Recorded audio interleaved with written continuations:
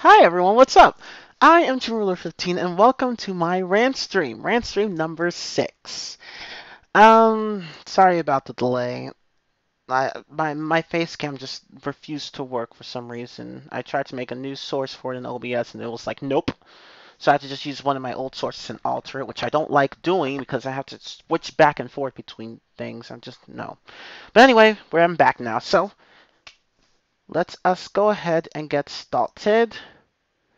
Um, right. Oh, that's alright, 910. But anyway, thank you for stopping by. Anyway, so the first thing I wanted to talk about was the Tomb Raider movie that I watched.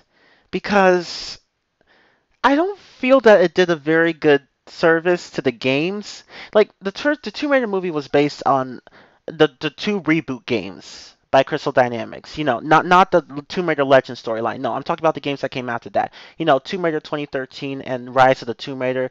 This film was based on both of those stories. It combined both of them together to form this somewhat new plot. And but I don't think it did a very good job of, being faithful to the games. Now, granted, changing things in movies isn't really all that. Um, oh, hi, DBZ. Changing movies isn't really all that, you know, changing things in movies isn't really all that uncommon, but still, like, I just don't feel that the film did a great service to Tomb Raider herself. It just, I don't think it did because in the first game, the Tomb Raider 2013 reboot, Lara goes through a very big change from a frightened young woman to a hardened survivor. In the film, there's almost none of that. Like, they tried to make this one scene where Lara ends up having to kill somebody in order to save her life, but then the whole emotional tone of the scene just dies out in like 5 seconds. And I'm just like, really? Like, that was a big part of the game. That was the biggest part of the Tomb Raider 2013 reboot. That was the whole thing that drove the storyline, making it on your own and trying to survive. And the film just throws that aside.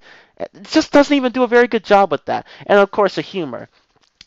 There's barely any of it, but even so, the humor that's there isn't really all that great. It's too juvenile for my tastes. Um, And yeah, I know, finally, Alexander. I'm sorry, guys, about the delay. But anyway, yeah, the humor, and of course, the writing is just weak. Like, okay, so I won't spoil too much about the movie, but let's just say that the villain of the movie, for some reason, can't leave this island that Lara goes to.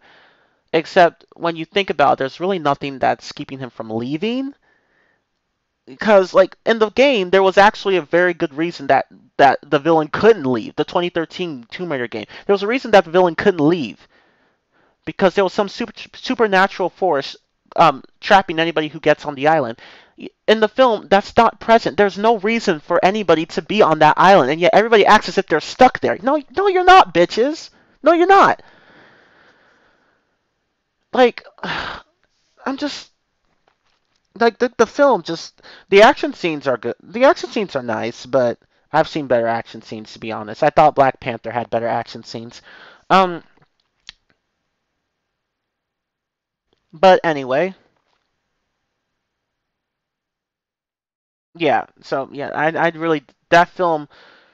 Some of it was entertaining, some of it not so much. I'd give it a 5 out of 10 to be honest.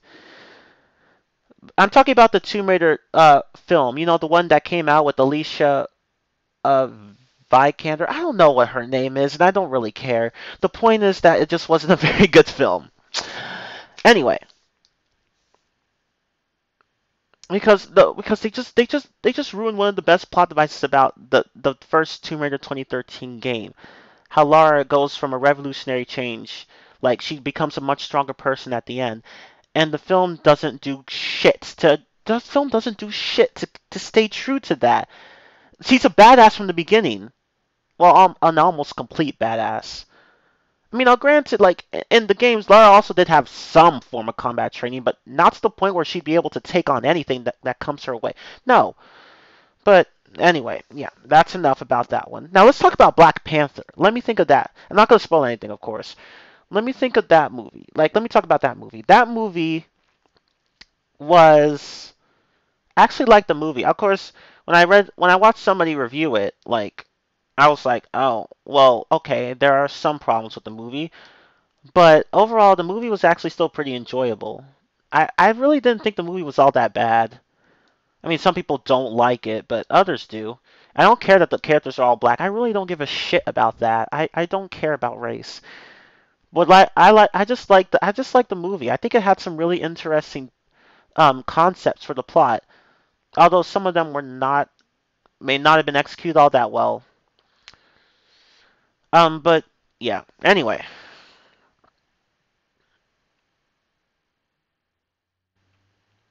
Oh, hi Tan Man. What's up? Getting popcorn. But yeah, what I liked about Black Panther was like, well, of course the action scenes were great, but I also liked the storyline. Although to be honest, the villain in the villain in the movie, that's one thing I do not like about the film. It's really it's he's just, oh my fucking god. I'm not gonna spoil anything, but let's just say I think the villain, they could have picked any other villain, they chose that guy to be the villain, and his reasons for wanting to be a danger to the Black Panther's country is just so fucking stupid. Like, understandable, but just so weak. Like, but you know, I just that guy. I just did not like the villain. Let's just say that I did not like the villain. And but yeah, other than that, I really can't find much wrong with Black Panther. I thought it was a really good movie. Although some critics do raise some good points, I still don't think it distracts from the film all that much. The villain I did not like though. I that's one thing I just hated about the movie. I'm just like, anyway, but whatever. I'm not big into superhero movies. Yeah, because they tend to be hit or miss. You either write them well or well, well, like granted, a lot of things are like that. But what I'm talking about is that like they tend to be either really good or really shit. And yeah, but anyway, I know at least that's what it seems like to me. Because it's kind of hard to write superheroes well because you either make them dumb, boring, predictable, overpowered, whatever, or you make them like strong and yet weak at the same time and relatable and courageous and vulnerable. It's stuff like that. You really you have to be careful to write superheroes well. But anyway, and a lot of times very man true. But yeah, what was the game? Sonic 2 or 3? Okay, right. I'm gonna do Sonic CD next time if that's what you're asking because I let the chat, not the chat, I let my Discord server choose between Sonic CD and Sonic 3. Because that was actually Deku Boy's request. And, I should actually start putting people's names along with the request so that I can see who actually already requested the game. And the fact, so that everyone else can see it. But anyway, that's a different topic. But anyway, I think I'll do Sonic CD. Sonic CD. Because I've never played that game. I know about it, but I've never played that game. And that's the first Sonic game to feature Amy Rose, or as she was known at the time, Rosie the Rascal. What a stupid ass name. I'm glad they changed it. Anyway, Blue Typhoon, what's up? We were just talking about Sonic CD. Well, barely. Oh, and I have a lot to say about the Sonic games, but I've already ranted about them in previous rant streams, so yeah. Although, oh my god, I could rant about some certain Sonic games for all eternity because there are some major design issues with them. Major, major design issues. But yeah, you're playing the Taxman version? Oh, there's a Taxman version? To be honest, I don't even I know about Taxman. I just don't really know much about his work. So I didn't even know there was a Taxman version. I know little about Sonic CD. I know almost nothing about it. And the other question, the new Tin Tans movie? I'm not sure what you mean. But let's see what else. Any other movies I watched that? Oh, I watched Jurassic World. The movie I actually liked the movie. I thought it was interesting, but I thought the ending was so fucking stupid. Okay, well, not that stupid, but still stupid nonetheless. Because in the end, nothing. Well, let me not spoil anything. But let's just say that the ending is could have been better, but wasn't. I don't know. I don't know how else to say it. But other than that, everything up to that point was good. Everything up to that point.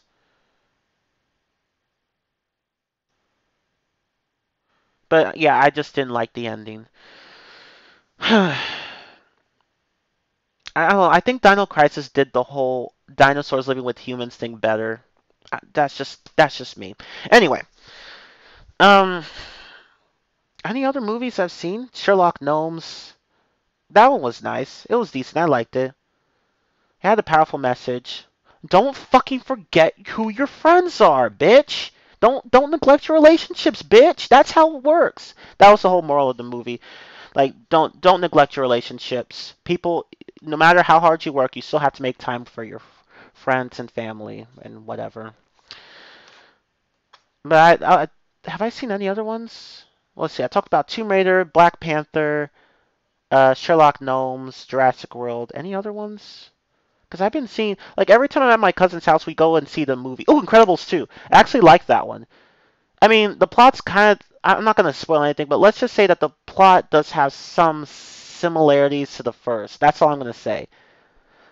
But in the end, but like, it's a different main character this time. I won't say who, but it was interesting. It was interesting.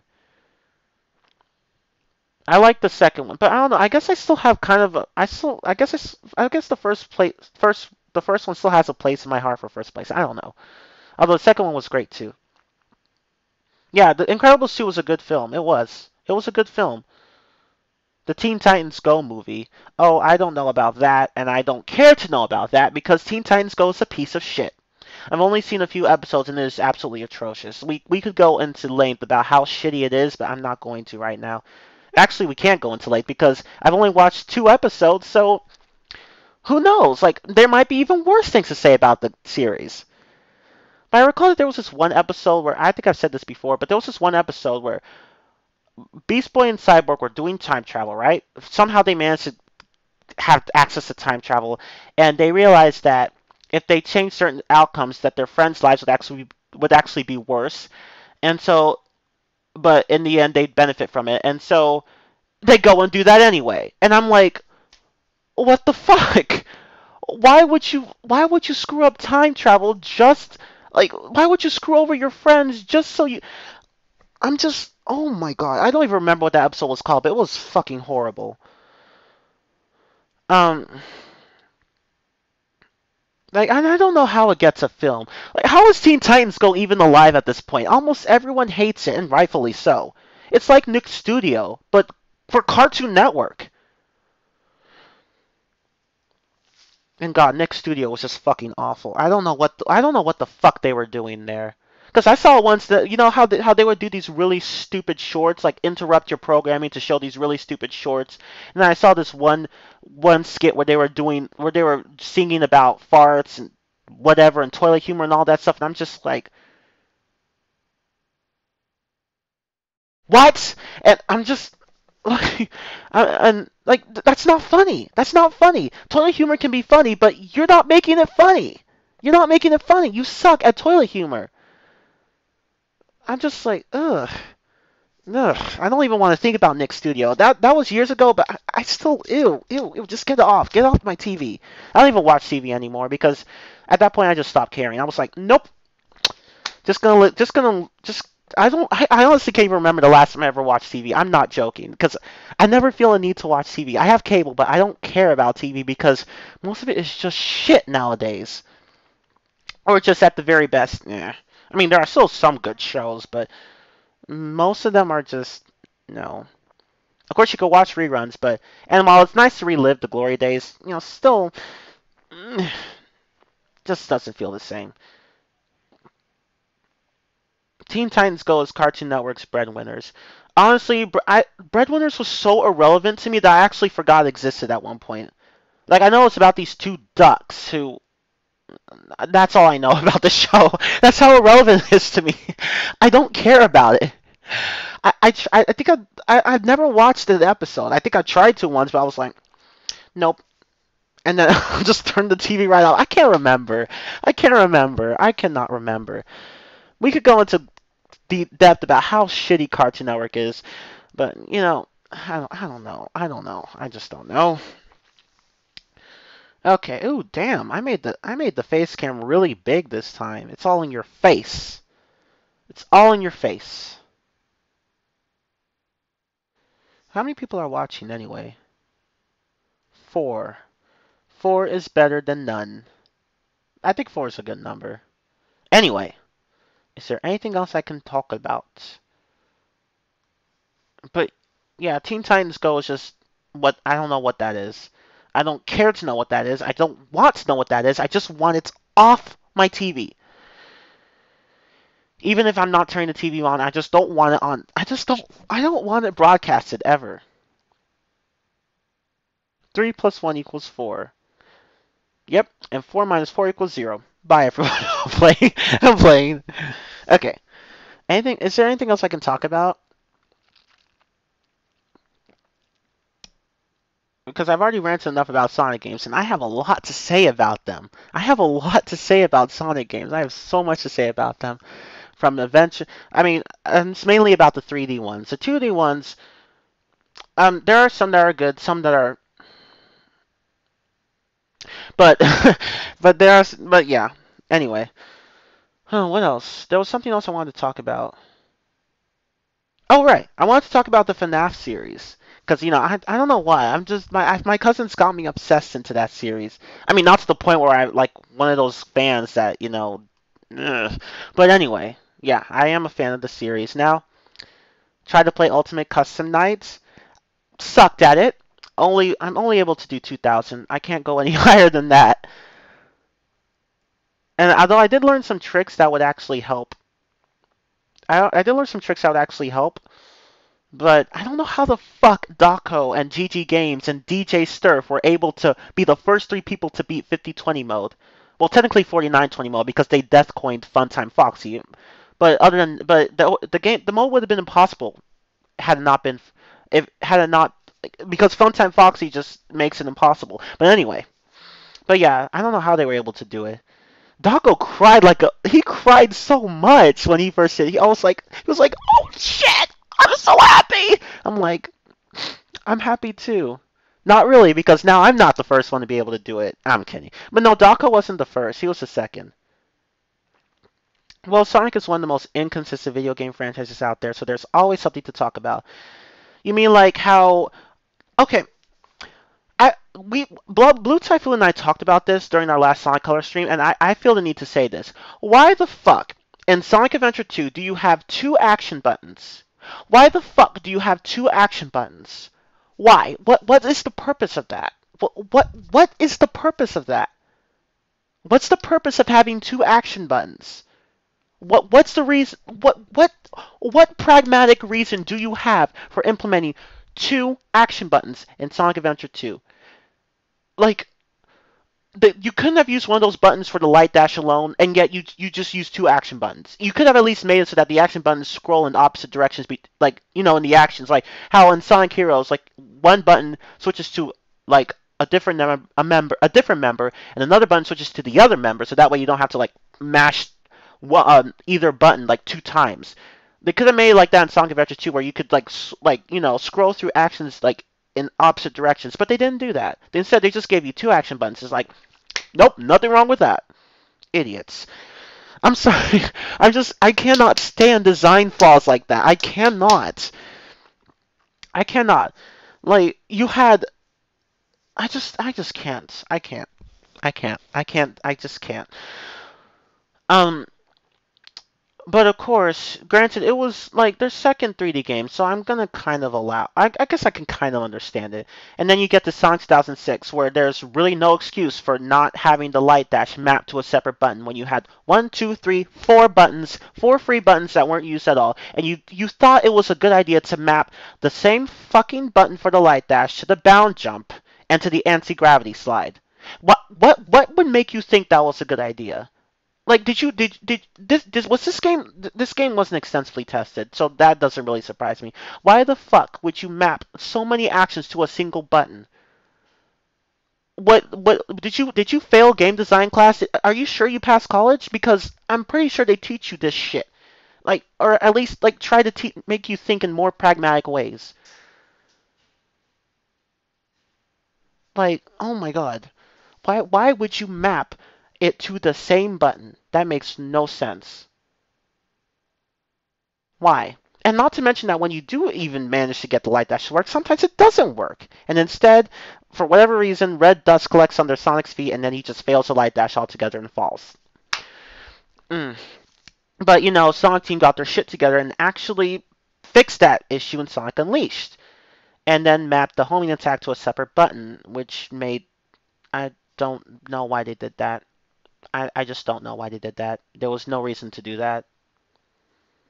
I mean, it's not a problem, but it, why change what wasn't broken? Uh, anyway, and yeah, exactly, Boot When I was just thinking of that. They could have fixed the fact that the light dash was mapped to the same actions. Like in Sonic Adventure 2, they could have fixed the action button so that the light dash could have its own button, and then you could have used the other action button for something else, for other actions like digging, whistling, treasure scope, all that stuff, or sunglasses, whatever. They could have fixed that in the Sonic Adventure 2 HD port. They did not. They clearly just gave the new game a color paint. They didn't bother fixing any of the issues. The sound mixing is even worse from what I've heard and from what I've seen because I actually have that version. I don't. All you just did was update the graphics and add leaderboards, which aren't even very good to begin with because people broke those pretty easily. I just they it would have been nice for them to add an online mode for the multiplayer for Sonic Adventure 2. That would have really made good sales. I would have been willing to pay more if they had actually implemented a very good online mode for Sonic Adventure 2 multiplayer. I would have paid more money for that because that it would have been worth it. But no, no, they just wasted an. I just don't know what they were doing. You're better off like I just okay.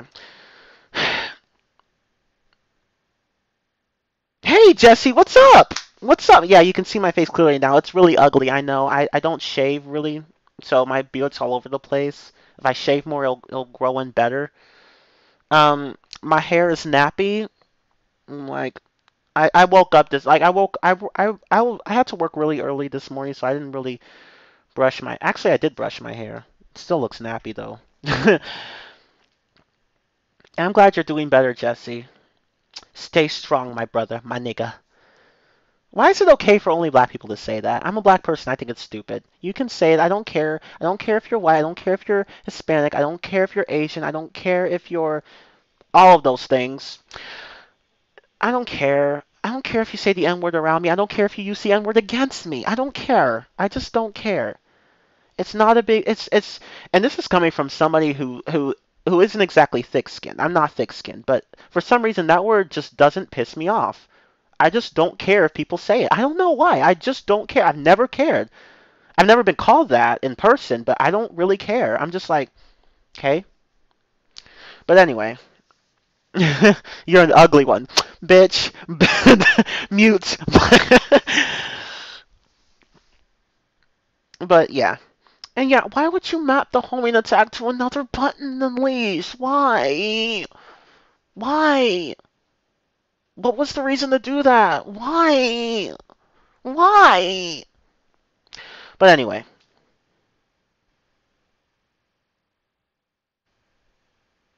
it's that boy. Anbu, what's up? I was just recently thinking of you. We should do the city again sometime. I hope we can actually stream again. Maybe next Saturday or something. Hopefully. And this time I'll actually make the stream not so painful to watch because last stream was just. But anyway. Oh yeah, like when I was doing the Bakugan stream last time, I think it was actually raining ridiculously hard. Like so hard that it knocked out my internet for one moment. So yeah, I understand what you're. Well, I understand the rain, Jesse, and like Like Texas weather is so fucking extreme. Like one day it's sunny, like one moment it's sunny, and the next moment it's rainy. I'm not joking. That shit happens. That shit happens regularly. I'm just like, what the fuck?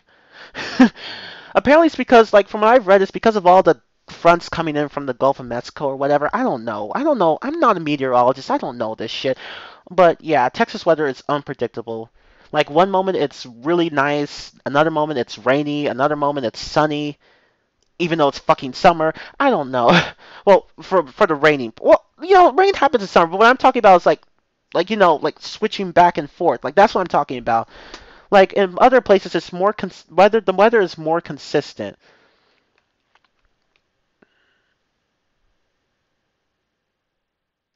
Yeah, Tan exactly. Like they really should not have changed the homing attack button, uh, like or at least mapped it to something else. Like why would you put it? Why would you put the boost button and the homing attack button on the same button? What's the point of that? But yeah, Texas weather is fucking crazy. Like outside is and it gets when it gets hot, it gets really hot. Not California hot, but really hot.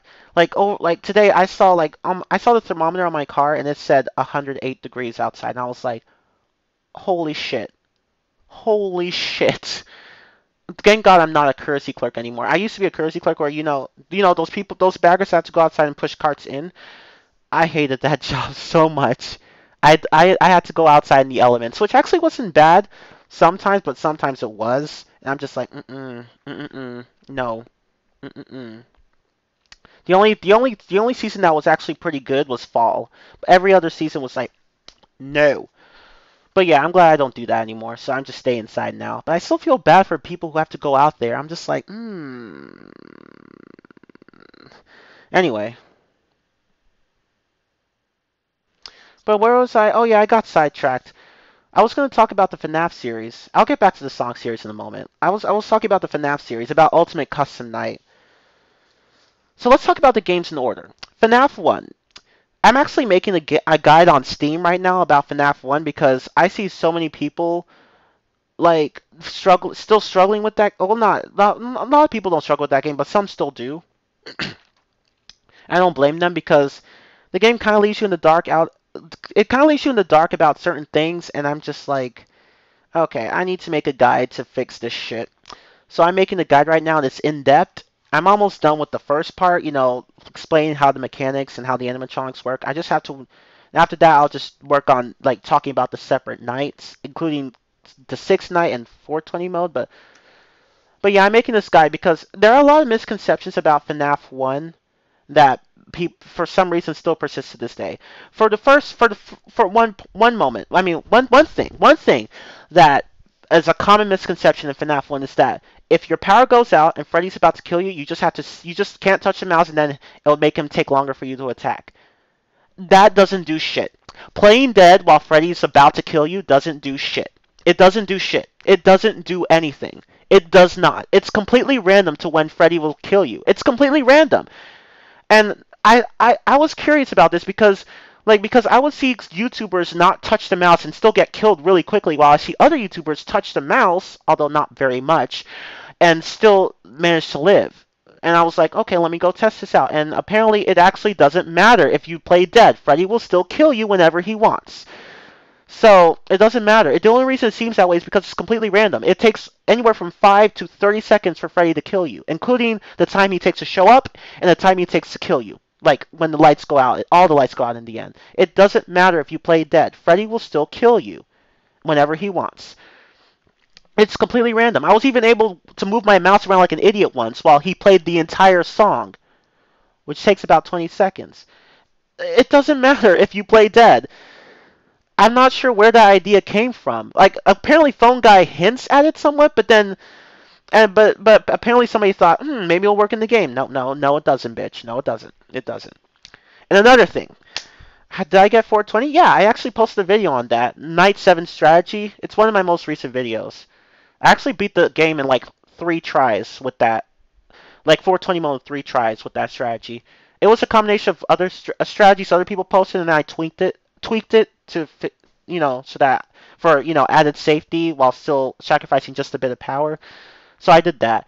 Um, I would have done it in 2 tries, but I accidentally let Freddy in at the end, and yeah, I could have made it there probably, but I fucked up. But then the next time I made it, so it took me 3 tries. It would have been two, but it took me three. But the first one was obviously because I was just testing out the strategy, so that didn't count. But anyway, yeah. So, and it wasn't a stream actually. So if you're thinking that I streamed it, no, it wasn't a stream.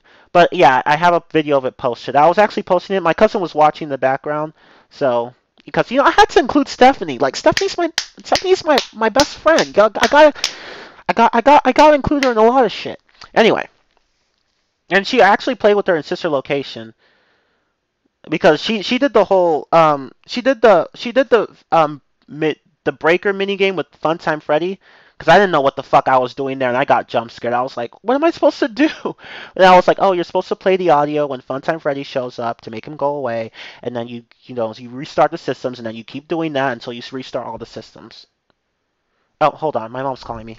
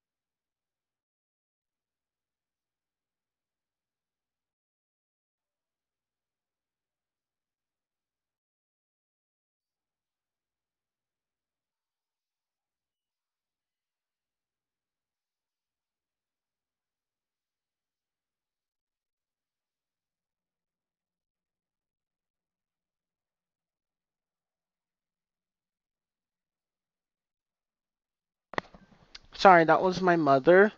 Um, and my brother came in from college. He only lives 40 minutes away, so he comes here all the time. Anyway, and my sister's here too. She goes to a prestigious university. Um, yeah, in a different state. So, but she's here for the summer, obviously. So yeah, everyone's here. My dad lives somewhere else. So, anyway, um, and I'm the oldest because I'm the best. No, I'm playing. Anyway, my sister's the youngest. Like I'm 23. I'll be 24 this year. My brother will soon be 23, and my sister will soon be 21. So yeah, 24, 23, 21. Like that's how old we'll be in the in the fall and winter. But anyway, um,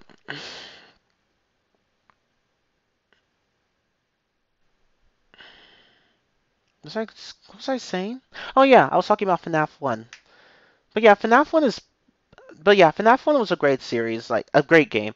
To me, it still scares me sometimes to this day. I'm just like when I want to experiment with the animatronics, learn more about them. Um, I'm just like sometimes I still get scared because I'm like, oh shit, they're gonna jump scare me. I had more, actually, Actually, I don't think that was the case for me when I was younger. I don't think there was much of a difference in terms of responsibility. Okay, well maybe there was no. Okay, well there was a slight difference. I don't know. It just wasn't really that marked for me. Like I think I only had like a few more responsibilities, probably because we were all very close in age. But my cousin, on the other hand, she's 12. Her her sisters are 8, 6, and 4 respectively, so she gets a lot more responsibilities than they do. And the second oldest one, who's 8, she gets some responsibilities, and then the other ones are just there. But no, yeah, but yeah, yeah, yeah, the 8-year-old's starting to take on more responsibilities, but that's not really a bad thing because, like, yeah, you don't play around as you don't get to play around as much, but you get more freedoms, like because they pretty much let my cousin they often let me take my cousin like Stephanie around because she's the oldest. They let me take her around pretty much everywhere, like even sometimes like at night, not late at night, like just like 8 or 9 or something like that. Like, so if we can see a movie at like 8 or 9, we can. Like, she can. The others can't, but she can because she's the oldest. So, yeah, it works out. So yeah, you get to have more responsibilities, but you also get to have more freedoms. It's the same way as an adult. So in the end, you lose or gain nothing, or you gain some stuff and lose some stuff. Whatever. Um, but yeah. Anyway. Oh, you're the second one. Your sister is 15 years older than you. Holy shit! What's up the? Holy shit! I'm sorry. I just never really understand large age differences like that. You're gonna have a child long after. I don't know. Like to me, it makes more sense to have children like no more than what 7 years apart or so, or 10 years at most. Like why 15 or any higher? It just feels like too much. I don't know. That's just me. But I'm not gonna judge people individually for that. I'm just saying that I just find it weird. But anyway, back to FNAF 1. Yeah, so I think it's still a great game. Um, it's actually the most skill based and least bullshitty FNAF game in the series. All the other ones pale in comparison. There are other FNAF games that just pale in comparison. Like FNAF 2 and FNAF 3 and FNAF 4 all have their varying degrees of bullshit, especially the third one. Oh my fucking god, the third one. The third one. You would think that having only to deal with one animatronic, well, it's technically several, but only one can kill you, would be easier. No, it's not. No, it's not. No, it's not. And I'll get more into that. I'll get more into that on that later. But anyway, yeah. But FNAF 1 is to me it's a scare. It's still the scariest one in the game in the series. FNAF 2 is not scary. I never found it scary. The only thing that scared me was not Funtime, sorry, Withered Foxy. Yeah, that was the only thing that scared me. And that was only once. Like every other time he jump scared me, it's ranged from to like just a jump. Like he's and the puppet only like also just makes me jump. Like those are probably the only two scary ones you could consider. The only ones you can consider scary. Everyone else is just okay. Like FNAF 2 isn't scary. It's not scary. Not to me anyway. FNAF 3, a little scarier, but still not really all that scary. Like the first jump scare that got me was Balloon Boy. He's usually the first one to appear, so that's not surprising.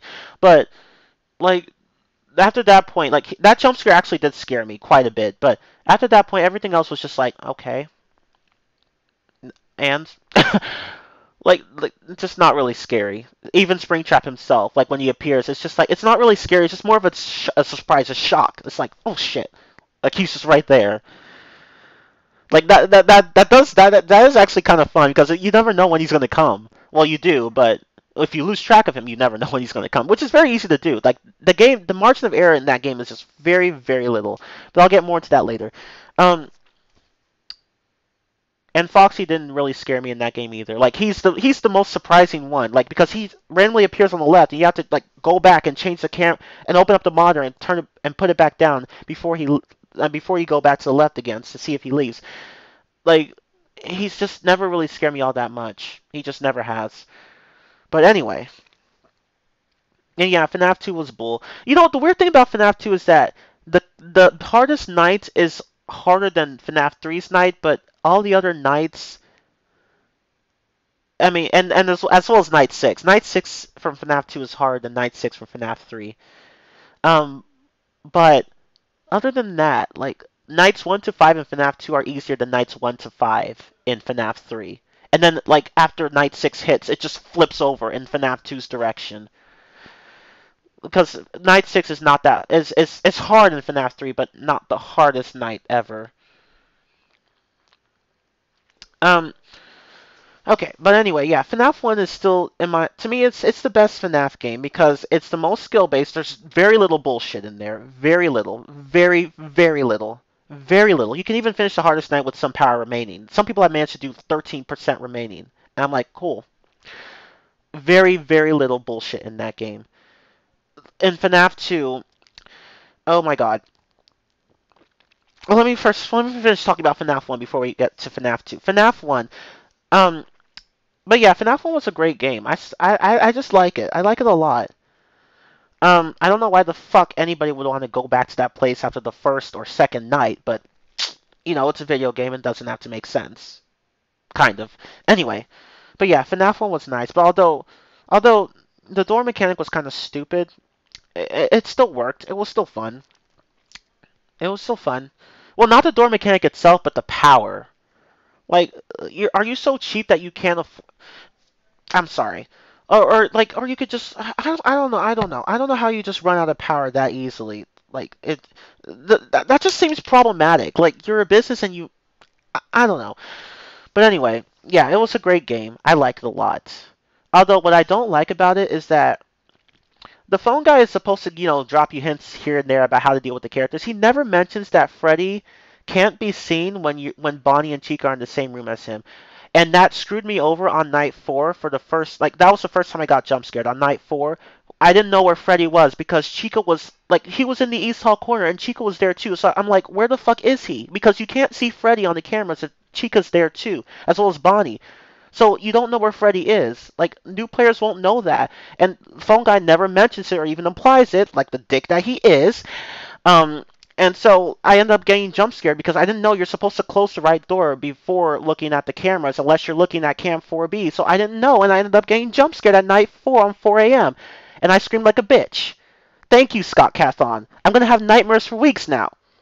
But then after that, I never got jump scared by Freddy again. He died at the end of the call. Good! Fuck him! Bitch! Anyway.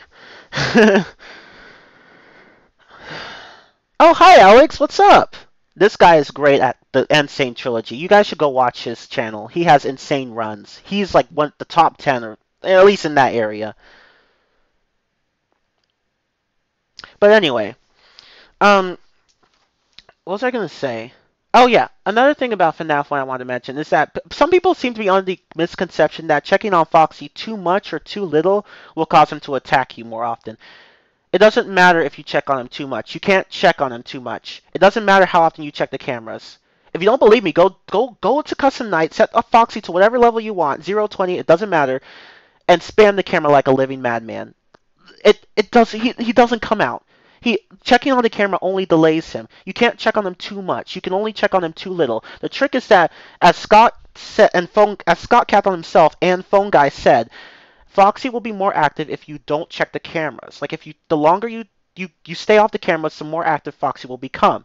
It doesn't matter if you check on them too much. That's stupid. That's just not how it works. It only matters if you check on them too little. And you don't even have to check on Pirate Code specifically. Just checking the camera will be enough to stop Foxy.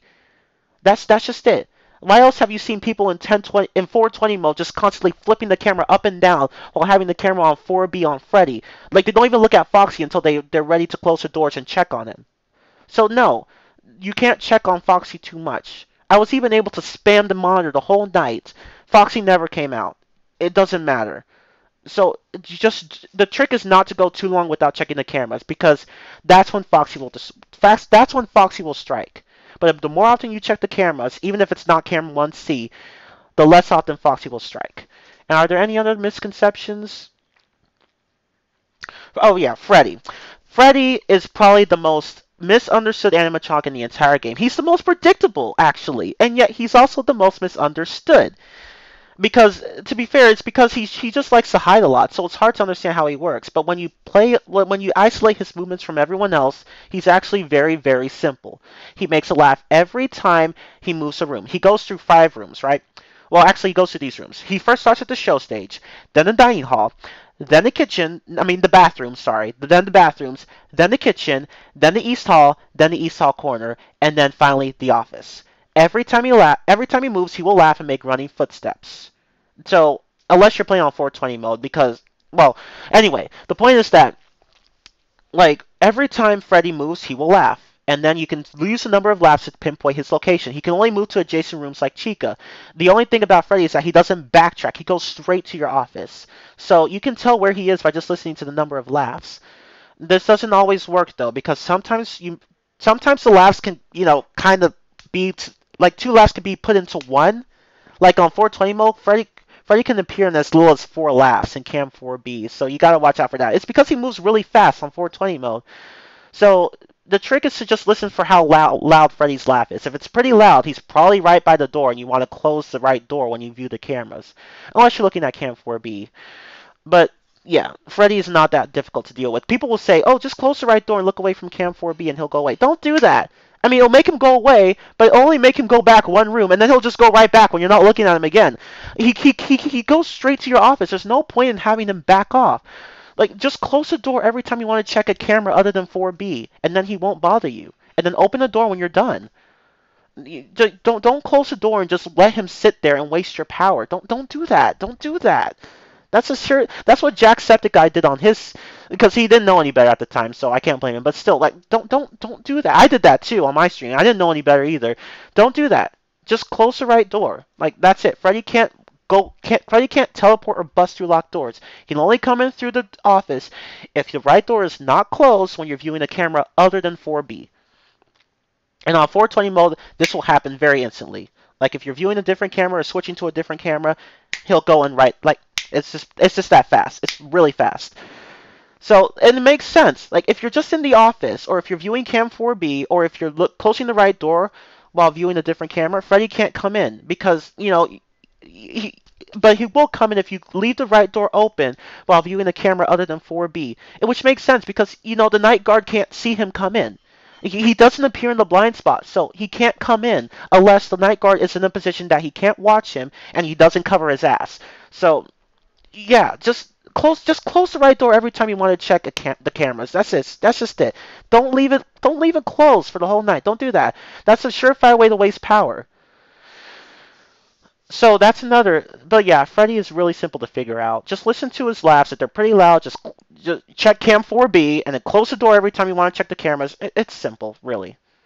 Unless you're viewing Cam 4B, then you can just leave the right door open. But that's only if you view Cam 4B the moment you open up the computer. Because if you switch without switching, and especially without switching back, he might get in and then he'll attack you a few seconds later. And the thing is that when Freddy does get into the office, when he'll attack you is actually also random. Like sometimes he'll attack you like 3 seconds after he gets in. Other times it'll just be like 7 seconds. It depends.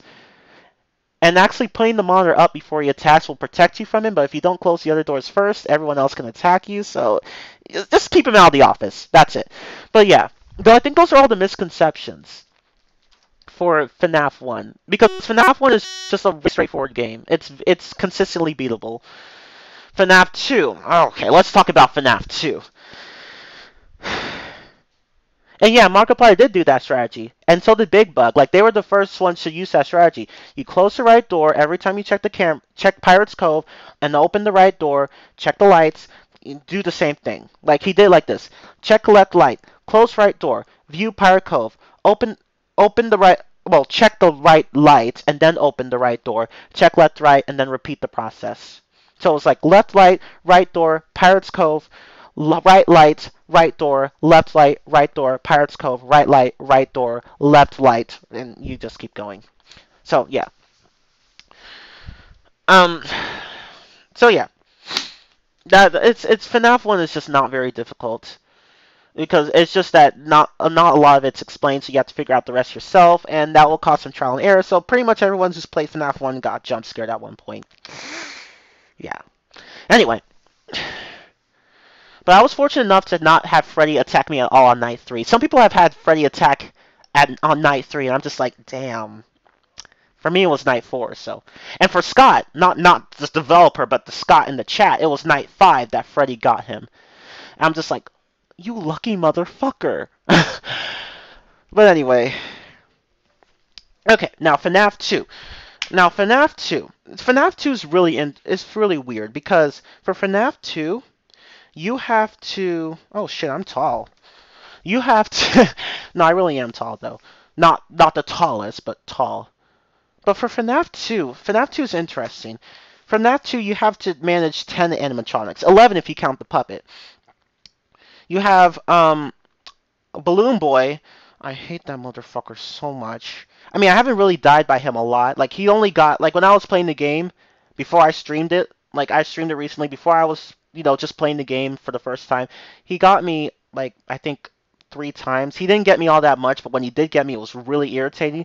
He disables the lights, so you can't protect yourself against Foxy, and you can't see the other animatronics coming in from the vents, like Mangle, um, uh, Toy Bonnie, Toy Chica. You can't see them come in, so he essentially screws you over. And it's Foxy that's really although Foxy is really Foxy and Balloon Boy will often work together. Like if Balloon Boy gets in and disables your light, Foxy will get you because you're not using a flashlight to keep his ass away. Like if Balloon Boy gets your lights, the one you're probably going to be killed by is Foxy. I mean the other animatronics too, but Foxy is more of a problem because he just appears whenever he wants. You got to keep flashing that bitch. If you don't, he will get you. But yeah, Balloon Boy, Foxy, Toy Chica, Toy Bonnie, Toy Freddy, Mangle, Freddy, Old Chica, Old Bonnie, uh, anything else? The Puppet, and Golden Freddy, Balloon Boy. I already said Balloon Boy. Is there anyone else I'm missing? Because I think I got, there are 4 old animatronics, 4 new animatronics, and then Balloon Boy, the Puppet, and Golden Freddy.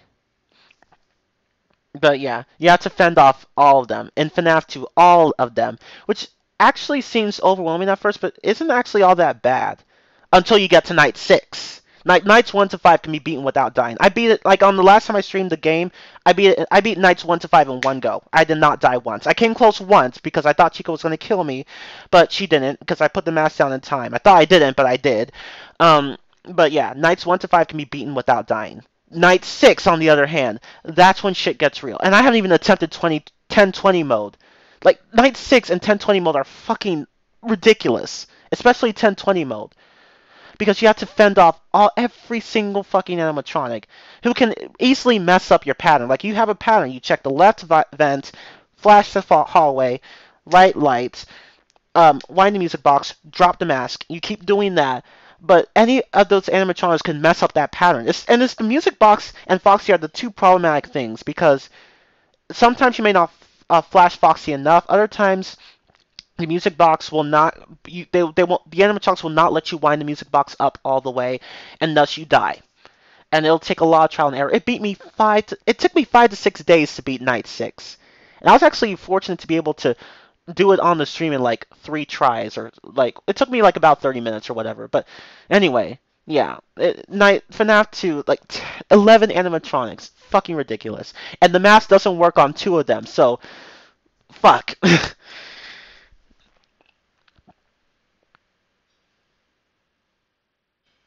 Yeah, Toy Freddy is the most predictable animatronic, and when it there are 3 animatronics that can come 4 actually 4 animatronics that can come from the hallway. Golden Freddy, Foxy, Freddy, and Toy Freddy. Um, Toy Freddy. Honestly, I've never been jump scared by Toy Freddy. Not once. I don't he. Yeah, he's not. You can't. He he won't jump scare you all that often because unlike old Freddy, Toy Freddy has 2 animations. One where he's far away, another one he's close. Toy Freddy only has one where he's just in the middle of the hallway. So he's a little less predictable. But Toy Freddy is like, I mean, old Freddy. Toy Freddy is like you can tell when he's coming. Like so you're never really gonna be worried about him. Like he rarely jump scares anybody. Toy Chica too. Like Toy Chica, no. Toy Bonnie. Now Toy Bonnie is a problem. I'll get to him in a moment. Um, but Toy Chica and Toy Freddy are just like we don't care. Like no one is gonna get jump scared by them all that often. Not really. Now Balloon Boy, everyone hates Balloon Boy. I already explained why. He's a nasty little shit. He's a nasty little shit. I hate him. I just fucking hate him. I just fucking hate him. I hate him. Um, I just absolutely hate Balloon Boy. I just hate him. I hate Foxy too. Like, okay, let me list all the animatronics I hate in that game. The ones that are consistently the most problematic. Toy Bonnie, Toy Bonnie, uh, let's see who else. Foxy, and the puppet. I just, I just, I just hate those three so much. The puppet because you always have to. Oh, hi. All right, bye. No, I'm okay. I have to work at 6 to 2 anyway. Tomorrow. Yeah. But yeah, that was my mom. Anyway, what was I gonna say? Yeah, anyway, those are the three most problematic ones because I'll explain Toy Bonnie in a moment. The puppet is a problematic because you always have to wind the fucking music box every single time, and the other animatronics are very likely not to let you wind it up as much as you need to. It's ridiculous, extremely ridiculous. If it wasn't for the music box, the game would not be that difficult. It just wouldn't be. But no, the puppet always. I just hate the puppet so much. I hate the puppet so much. I hate the puppet. I hate. Oh, that's the thing that's gonna kill you the most. That's the thing that's gonna kill you the most, followed by Foxy. The puppet is just outright irritating. And then there's Foxy. Foxy is the bane of my existence in FNAF 2. I hate him. I just hate him. Like you're supposed to flash the light at him to make him go away, but sometimes he just doesn't go away and he ends up killing you. Like it's hard to know when enough's enough. Although you can get consistent at it, but on later nights like the custom nights uh and night 6, it's very easy to mess up the timing so that and Foxy will kill you. Like it's just fucking ridiculous. Because you need to flash the light on him enough times. If you don't, he will kill you. Like you can either hold the flashlight on him or just flash it at him. Um, According to DJ Sturf, holding the button down actually is better, but it's more likely to waste battery power. So yeah, either way, it's hard to fend off Foxy because you need to have flashlight power, and if you don't, he's gonna kill you. And of course, there's Toy Bonnie. I hate Toy Bonnie. Toy Bonnie is I just hate Toy Bonnie. I just hate him. I just hate him so much. He ruined like out of all the Night 6 attempts I did my first time playing Night 6, like which were like there were well, not including the time I actually did beat Night 6. There were 4 times where I could have beaten Night 6. Toy Bonnie ruined 2 of them because I accidentally flipped the monitor and I didn't put the mask on. I just flipped the monitor by accident, by complete accident, and he got me. I'm just like, oh my fucking god. I mean, granted, it's still my fault, but it's just frustrating because it's very easy to mess up, like accidentally mouse over the wrong thing. Like it's just really irritating. And another thing that's annoying about Toy Bonnie is that on 1020 mode, he's actually the most difficult part of the game because he takes the longest to attack out of everyone. Like because he has to come in, scan you, and then come right back out. And he's also in the vent, and he may not attack right after you're in the vent, and sometimes he may.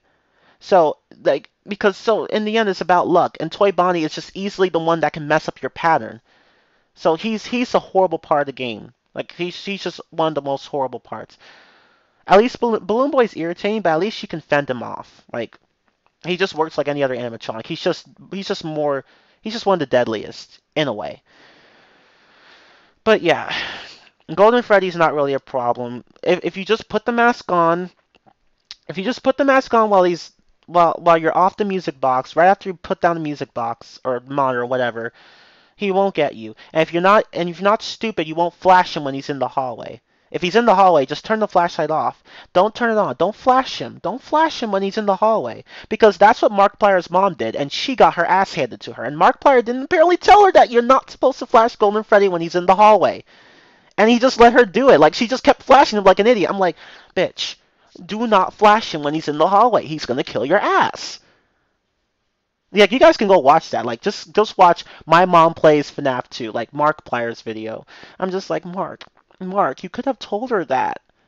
You could have told her that. Unless he didn't know, then I'm just like, damn. Anyway, um, what else was I gonna say? Toy Chica's not really a problem either. I mean, she's actually you'll be really jump scared by her too. I already said that before. Toy Freddy, I never got jump scared by Toy Freddy, as I said earlier, because he's just he will never catch you off guard by surprise. He'll never catch you off surprise. He'll never surprise you. He'll just never surprise you. He won't. He just won't. Mark actually did that himself, so he didn't know. I'm like, don't flash Golden Freddy when he's in the hallway. Just turn the light off. No mask. You don't need the mask. Just turn the light off. Wait a few seconds, and then and then he'll go away. Like, go do something else while he's like, just turn it off. I only died by Golden Freddy 2 times because they were both complete accidents. Like, I just didn't put the mask on fast enough when he was in the office, and the other time was I accidentally kept flashing him because I thought he was Foxy at first, and then I wasn't looking carefully, and he got me both times. But other than that, for Golden Freddy will never get you. Just turn the fucking flashlight off as he's in the hallway and put the mask on when he's in the office. That's it. And you have to, but the only tricky part about him is that he'll kill you like you have to put the mask on right after you drop the monitor because you won't have enough time to react. Like, it has to be really fast. Although sometimes you'll get lucky and maybe and he won't kill you after you take like longer than you should to put the mask on. But anyway, yeah, FNAF 2 in short isn't a scary game. It's fun, but I don't like the music box just ruins it for me. And another thing about the FNAF series so far, why have all these cameras if you're not gonna bother using any of them? Because there's just not enough time to use them in FNAF 1 and FNAF 2, especially the second one where you have to fend off 11 animatronics. But FNAF 3 fixed that issue quite a bit. Like, because you have to use the monitor the entire time to keep track of Springtrap. That brings me to FNAF. But FNAF 2 was fun, but I'm not really a fan of some of the custom nights as well as Night 6, which are just bullshitty. So bullshitty. And then we get to FNAF 3. Oh, FNAF 3. See, the thing about FNAF 3 is that it's easy in concept, but like it's kind of hard to get the strategy right because the margin of error is very small. You have to make sure that you have to make sure that you keep Springtrap in a certain area. And once he gets past a certain point, like when he's like right outside your office window, like staring at you, like right there, if you let him go past that point, you cannot make him go back to any of the other areas. You can't. It's too far away to put him back over there. And thus you can only keep him at camera at 1, and that's not even going to last very long. So once he's over there, if it's not at least 4 or 5 a.m. by the time he passes your office window, you're screwed. And on later nights, it has to be at least 5 a.m. because you need all the time you can get. Because then Springtrap will just come into your office, stare at you, and if the ventilation goes out, or if Phantom Freddy jump scares you, or if you put up the monitor, he'll just get you, and that's it. Like, Springtrap is just, I don't know. Like, some people find FNAF 3 easy, and I agree that FNAF 3 does, in concept, have less bullshit than FNAF 2. You only have to keep track of one animatronic, and you just have to play cat and mouse with him. But the problem is that it just has a very, very, very tiny margin of error. Like, if you mess up, and it's very easy to mess up, Springtrap, you could screw yourself over for the rest of the night, and you'd have to restart.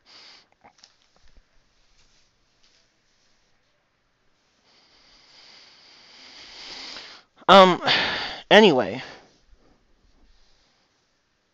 whack him in the shin with the crowbar. Exactly. Just whack him in the shin with the crowbar. Just do that. Like just hit Springtrap. Like if he's staring at you from the office, I'm like, okay, let me get something really quickly and try to kill this thing. No, I'm kidding. He'll just try to attack you if you were to do that. But yeah, like just beat up Springtrap.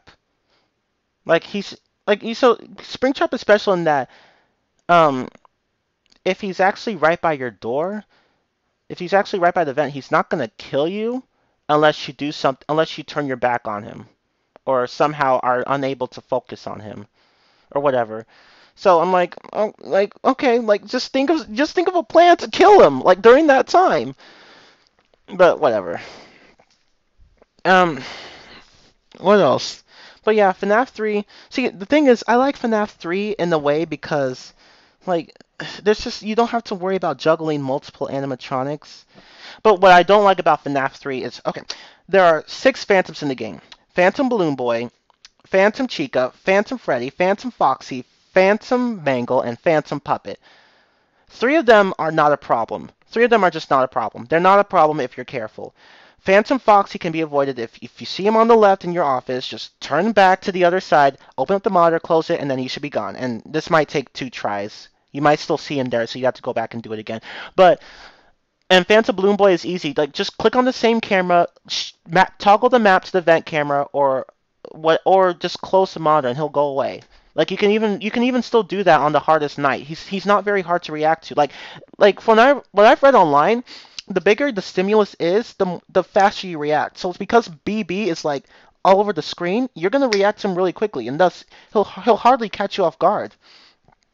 And Phantom Freddy is only annoying because you can't like when he's walking by your office window, you need to have either the monitor up or else he'll get you. If you're going to switch, you need to do it really fast, otherwise he'll get you. The only problem with Phantom Freddy is not that he's likely to scare you, it's just that he prevents you from, moving around as much as you need to. And if Springtrap's there and Friends of Freddy's there and you're trying to stare Springtrap down, Phantom Freddy will come and get you and then Springtrap will come and get you. So that's another annoying thing. But other than that, those three are pretty manageable. It's everyone else that irritates me. Phantom Mangle. Oh my god, I cannot stand that bitch. I cannot stand her. Like, because on the later nights you don't have as much time to react to these animatronics that randomly appear in the cameras. And like Mangle will be on cam 4. If you see her on cam 4 and you don't switch really fast, she will come into your right outside your office window and make a lot of noise and cause an audio error. And I'm just like, fuck. And Springtrap likes noise. He'll investigate it. So like, and I once saw him right next to Mangle. I'm like, fuck. I don't think I've made it through that night. But anyway, yeah, Mangle's really irritating. But honestly, you're probably not gonna encounter her that much because I don't think anybody goes to Cam 4 all that much. Cam 7 is a different story. Oh God. Now if you see Chica on the arcade machine in Cam 7, you have to switch cameras again. Or if you don't do it fast enough, she'll get you when you're going to go and reboot your system. So it's only when you're going to reboot your system. She'll be there on the left, and you'll have to. But it's not really all that bad because if you're going to reboot them anyway, you don't really lose much. But it's still annoying though. That's the thing I hate about it. And the puppet. Oh, the puppet is the worst part about the game. The puppet is like the worst part. If you're on camera 8 and you see the puppet and you don't switch quickly, the puppet will come in, obscure your vision, you can't see much, and it'll constantly be following you around. And like, oh my fucking god. And he can't let you do anything. You won't be able to do anything. And by the time you're done, Springtrap's probably too far away to counter, and then he'll probably get you. The puppet, I fucking hate the puppet. He's the worst part of the game. And this jump scare takes at least 10 fucking seconds. And he causes the ventilation to go bad too. And I'm just like, oh my fucking god. Does anybody even have the reflexes to avoid these phantoms that appear on the camera? I don't think anybody does. I mean, I'm sure there are some that do. I mean, Scott himself in the chat has said that he's managed to avoid them. I'm like, I don't know how the fuck that's possible. He must have lightning fast reflexes. But everyone else is just like, it's fucking impossible to avoid them unless you happen to be really lucky. Yeah, and Phantom Puppet will make a lot of noise too. That's really irritating. Omega will just make noise. Everyone else will just cause a ventilation error. Um, Phantom Puppet does both, and it is fucking irritating. He's the most crippling thing about the game. Like it makes you like if you want to avoid him, just don't look at camera 8 at all. Just don't look at camera 8. That's just too risky. Don't look at cameras 8, 7, and 4 because that that shit will fuck you up. Like I don't even bother looking at cameras 8, 7, and 4 because it's just too risky. Because Chica's on 7, Mango's on 4, Puppet's on 8, the Puppet's on 8. So I'm just like, no, I'm just not gonna bother touching those cameras. You're just fine doing all the other cameras. It's just FNAF 3 isn't that hard to pick up, but it's hard to play skillfully because, again, the margin of error is very, very, very tiny, especially on aggressive mode only. I was only able to make it to 3 a.m. on aggressive mode. I mean, granted, that's still pretty good, but you really have to be careful because if you just don't have room to make a lot of mistakes. You don't. I mean, granted, all FNAF games are like that to an extent, but in FNAF 3, your mouse game must be on point. If it's not, you're dead. That's it. And another thing I don't like about FNAF 3, the vents. The fucking vents. The fucking vents. If you don't close those vents in time when Springtrap goes through them, and on the later nights he will do this really fast, and even though you try to close the vents, he will still get through them if you're not fast enough. Don't if you fail to close events, that's like a big ass shortcut for Springtrap. And like if he's on cam 10, if you don't and he goes to the vent, if you don't close that vent, he'll go right into your office. It is fucking ridiculous. And on cam 9, he'll go into a vent or cam 7 or 6 or whatever. They're like two adjoining. There are two vent systems there that combine into one. They'll go right to outside your door. It is fucking ridiculous. It is fucking ridiculous. The vent system is fucking ridiculous. Like you have to be really fast to close the vents so that Springtrap can't get through. Like if you see him in the room, just close out the vent. So that way, in case you have to go do something else or if something happens to you, Springtrap will try to go through the vent. He's not gonna do shit because you closed it. Like you have to be really fast, and it's ridiculous because if you don't close the vents, he'll just come right to your office, and that's it. Not all the vents. Like not all the vents, but most of them will screw you over if you're not careful. But anyway, that's FNAF 3. You just have to be really strategic, and even then, it's still based somewhat on luck. So it's kind of bullshitty. But unlike FNAF 2, which is weird, it's weird because nights 1 to 5 in FNAF 2 are easier than nights 1 to 5 in FNAF 3. But yet, when you get to the extra nights, it just flips over. Like FNAF 3's extra nights are actually doable. FNAF 2's not so much. But yeah, both games have their bullshit. And then you get to FNAF 4. Oh yeah, that's true. I was reading on that Scott actually had nightmares about Bonnie, which makes sense because Chica isn't scary. She's not scary. In the first game, I never found her scary. She's just creepy, not scary. To me, she's the creepiest, other than Golden Freddy. But she's not scary. She's not scary. The only thing that's creepy about her is that her eyes don't have a focus point when they're looking at you. Like everybody else just looks right at you. Foxy, Freddy, Bonnie, Chica's like her eyes just go like out like that, so her eyes don't really focus right on you. So it's a really creepy stare. But other than that, she's not really scary. Bonnie is scary on the other hand, and Freddy and Foxy. Everyone else is scary. Like Ambu, like who was earlier in the chat. I think Foxy was the first one to scare him. I don't remember, but he was jump scared by Foxy. Um, Scott was first jump scared by Bonnie. I was first jump scared by Freddy. Yeah, all three of them are pretty fucking scary. Scott's son, like not Scott in the chat, but Scott Cathon, the developer, his son was first jump scared by Chica.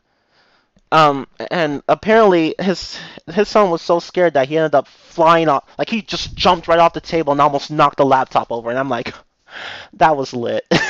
But anyway, yeah, Scott did have nightmares about Bonnie, about not being able to close the door on time. I'm like, oh shit! I'm just like, damn, that must have been scary.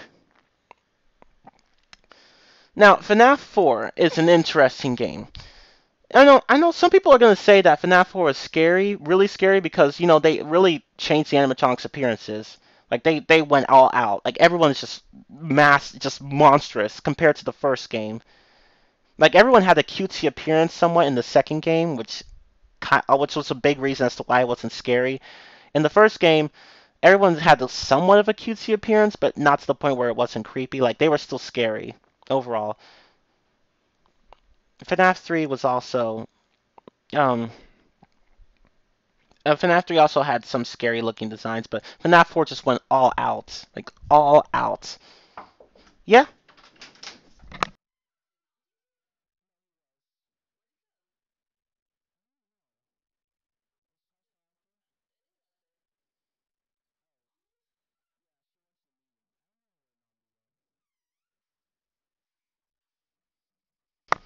Um, but yeah, FNAF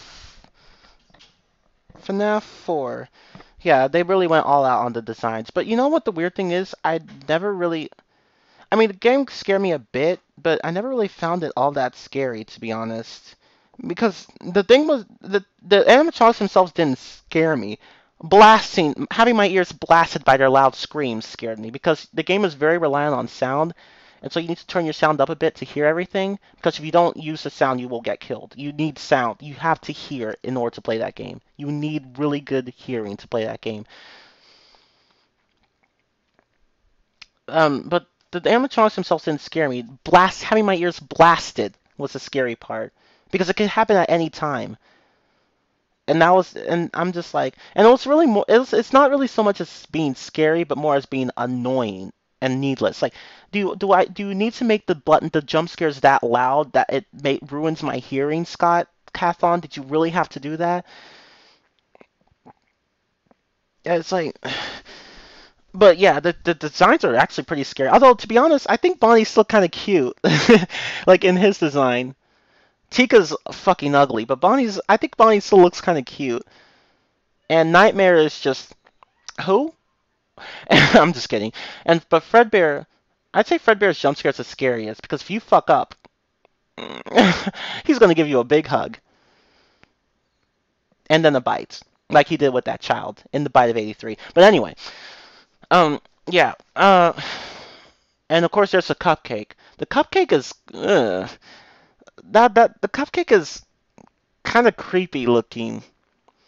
Like the way the cupcake works is that if you're at the right door and you don't make Chica go away, and like if you look at her while she's at the right door, she will scare you herself. But if you're away from the right door and you don't block her, she will she'll get her cupcake to do it. Like she won't go into the room herself. She'll just get the cupcake to do it for her. And I'm just like, bitch, are you really that fat that you can't walk into the room and scare the kid yourself? You have to get your cupcake to do it for you? Do you like eating that much? Are you a really fat bitch or something? And yeah, Fredbear's like, get in my belly because he's pretty fat too, but not Chica fat. Chica's really fat. I mean, no, she's thinner than Fredbear, but to me she's fatter because that bitch likes to eat. Although to be fair, you can actually have a very big appetite and not gain weight, but still, she could get stuck in the air vent in Ultimate Custom Night, so that's proof that she's a fat bitch. Anyway, well, she's a fat chick, not a fat bitch, but it still stands. And Foxy, fucking Foxy, why the fuck are you going to the closet? Why are you going to the closet instead of just going right for the kid?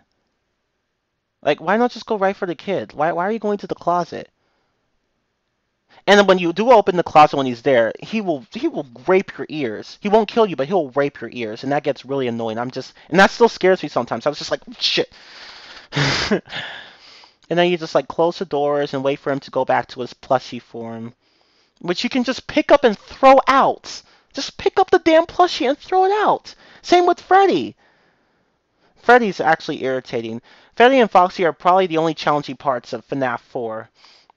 Not Fredbear, not Nightmare, not Bonnie, not Chica. Foxy and Freddy are the problem because you have to keep watch of them. You have to. If you don't, they will kill you. If you don't watch Foxy enough, he will kill you. If you don't watch Freddy enough, he will kill you.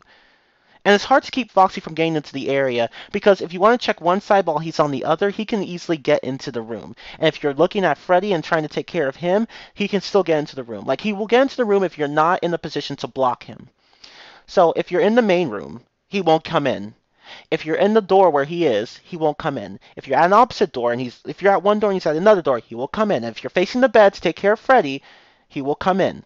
So if you're not facing Foxy directly, he will come in, and that's hard to do when you have to focus on everything else. But for Nightmare Online, there's a trick. If you can make Foxy like sync with your movements of checking everything, it makes it easier to keep him out. And thus 420 mode is actually possible. Well, you can be 420 mode even with Foxy in the closet, but still.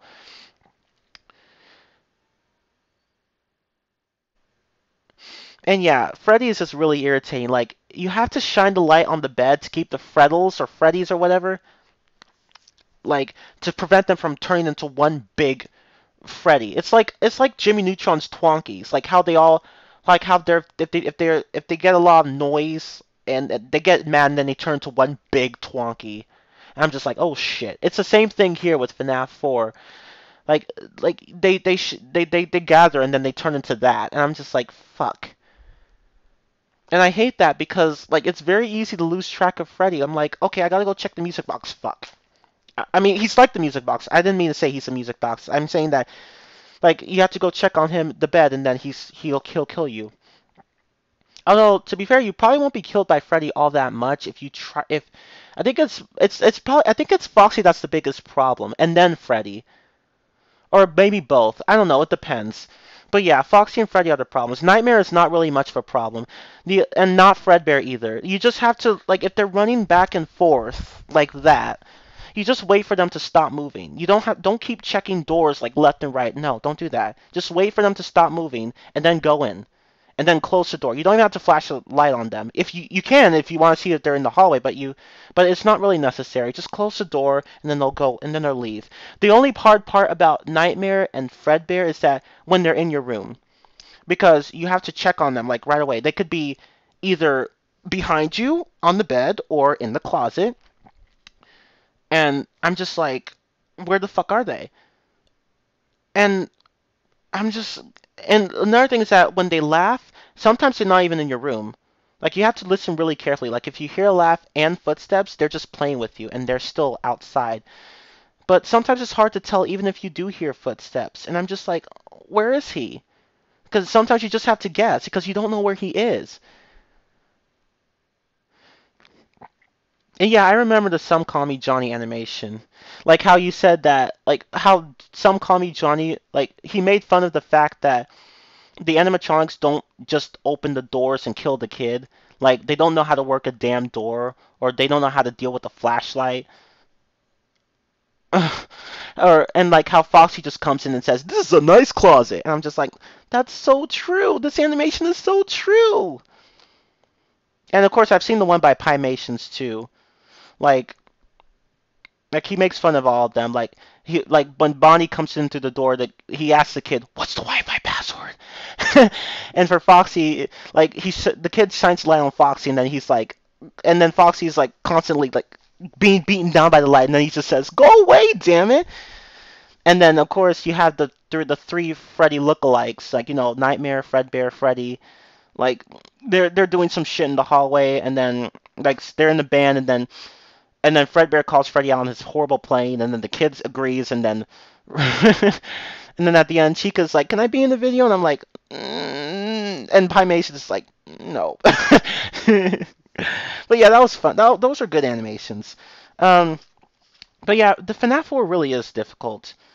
I mean, not the worst. I think it's easier than FNAF 3, believe it or not, because it didn't take me that long to beat Night 6 and Night 7 in FNAF 4. Like it took me just a few hours at most. It's not that difficult. 2020 mode is the hard part. 420 mode is the hard part in FNAF 4.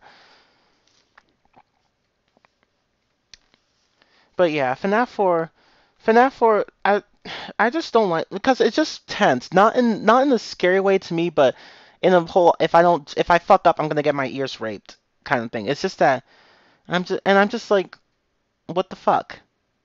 Every time. Okay, anyway. What else can I say? Um, is there anything else? But Nightmare. Okay, well, let me talk about who's scary in FNAF 4. To be honest, the only one I probably find scary is Fredbear because he's just so sudden. Everyone else you can kind of predict. Like, and Nightmare's kill screen, it's not even a kill. It's just a still image of him. He just comes in and makes alien sounds and then just stares at you like. And I'm just like, that's not scary. Fredbear is like scary. The others, anyway. But yeah, that's FNAF 4. You have to have really good hearing. It's very easy to screw up, and like, it's just irritating because like you have to keep track of all these footsteps and Foxy constantly moving all over the place. But that's FNAF 4. FNAF 5, Sister Location. I'm not going to talk about FNAF World. I mean, I think that game's been bashed enough already. I mean, it's been updated and it doesn't play that badly, but still. And I haven't played it all the way, so I can't really say much about it. But Sister Location did a really good job with the atmosphere part. I think it was a step up from the previous games because it changed the formula. Like instead of just making it the same mechanic every night, they just changed it up. Admittedly, that put me off in the beginning because I kind of like having a consistent, mechanic throughout the nights. But I accepted it. And the first night is obviously the easiest part. Nothing really happens, like in FNAF 3. But then you get to the other mini games, and this is where Sister Location makes me angry. The fucking mini game with the mini arenas. You have to make sure that your spring locks are don't come loose, which isn't so bad in the beginning, but that towards the end where they start coming and they start going faster, and then you have to keep these mini arenas off you by shaking your suit, which will cause them to go loose even faster. You have to use that shaking thing sparingly. It's very easy to screw that game up. It took me like over an hour. When I was streaming, it took me over an hour to do that. And that was my first time playing it. Over a fucking hour. I'm just like, are you fucking kidding me? But fortunately, I was able to do it at one point. And honestly, the custom night, I hadn't even gone to it because I didn't beat the mini game with Ennard alone. I made it to 5 a.m. He killed me right after. Because I ran out of power. It wasn't because he jump scared me. I knew what to do. Like if you hear noises in one part of the area, check the camera, and then if he's there, just slam the fucking door. Just slam the fucking door, and then he'll go away if you don't hear anything else or see anything else. The problem is just power. I ran out of power too early. I was at 5 a.m. when I made it, and then I thought, oh, maybe it's gonna be like the first game um where um I thought it was gonna be like the first game where you can still last even after the power lasts. Nope. Ender will kill you right after the power goes out. Like it'll take like a second or two and then he'll kill you. That part got patched out. Good. It was ridiculous.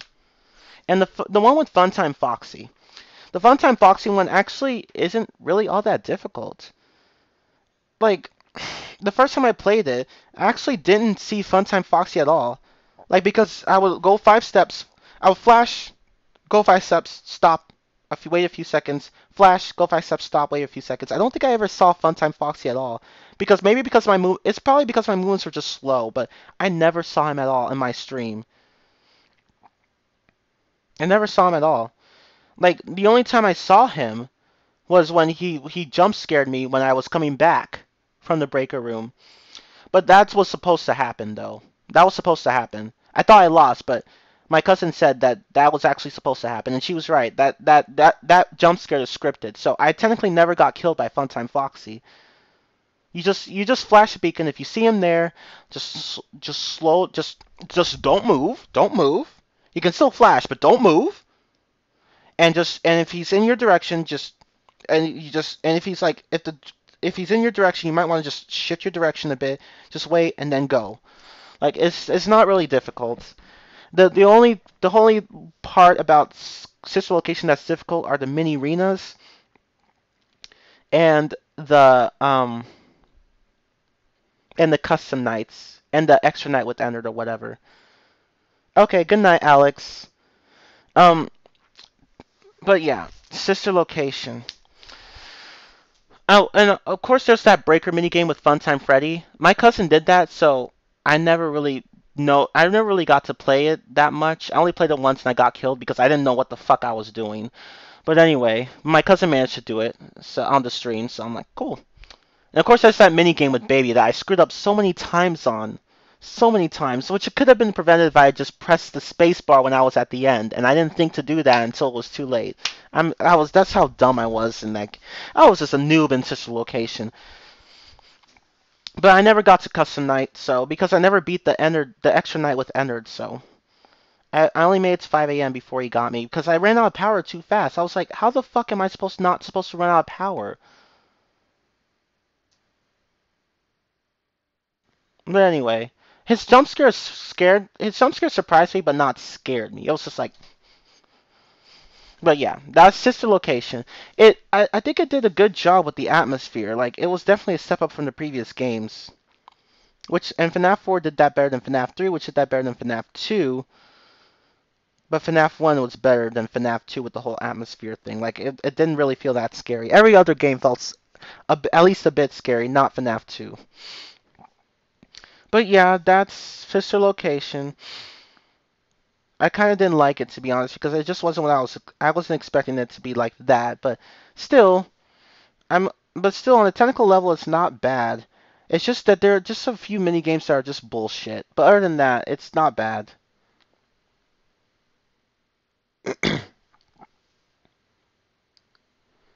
Hi, bitches, I'm back. Hi, Scott. Well, anyway,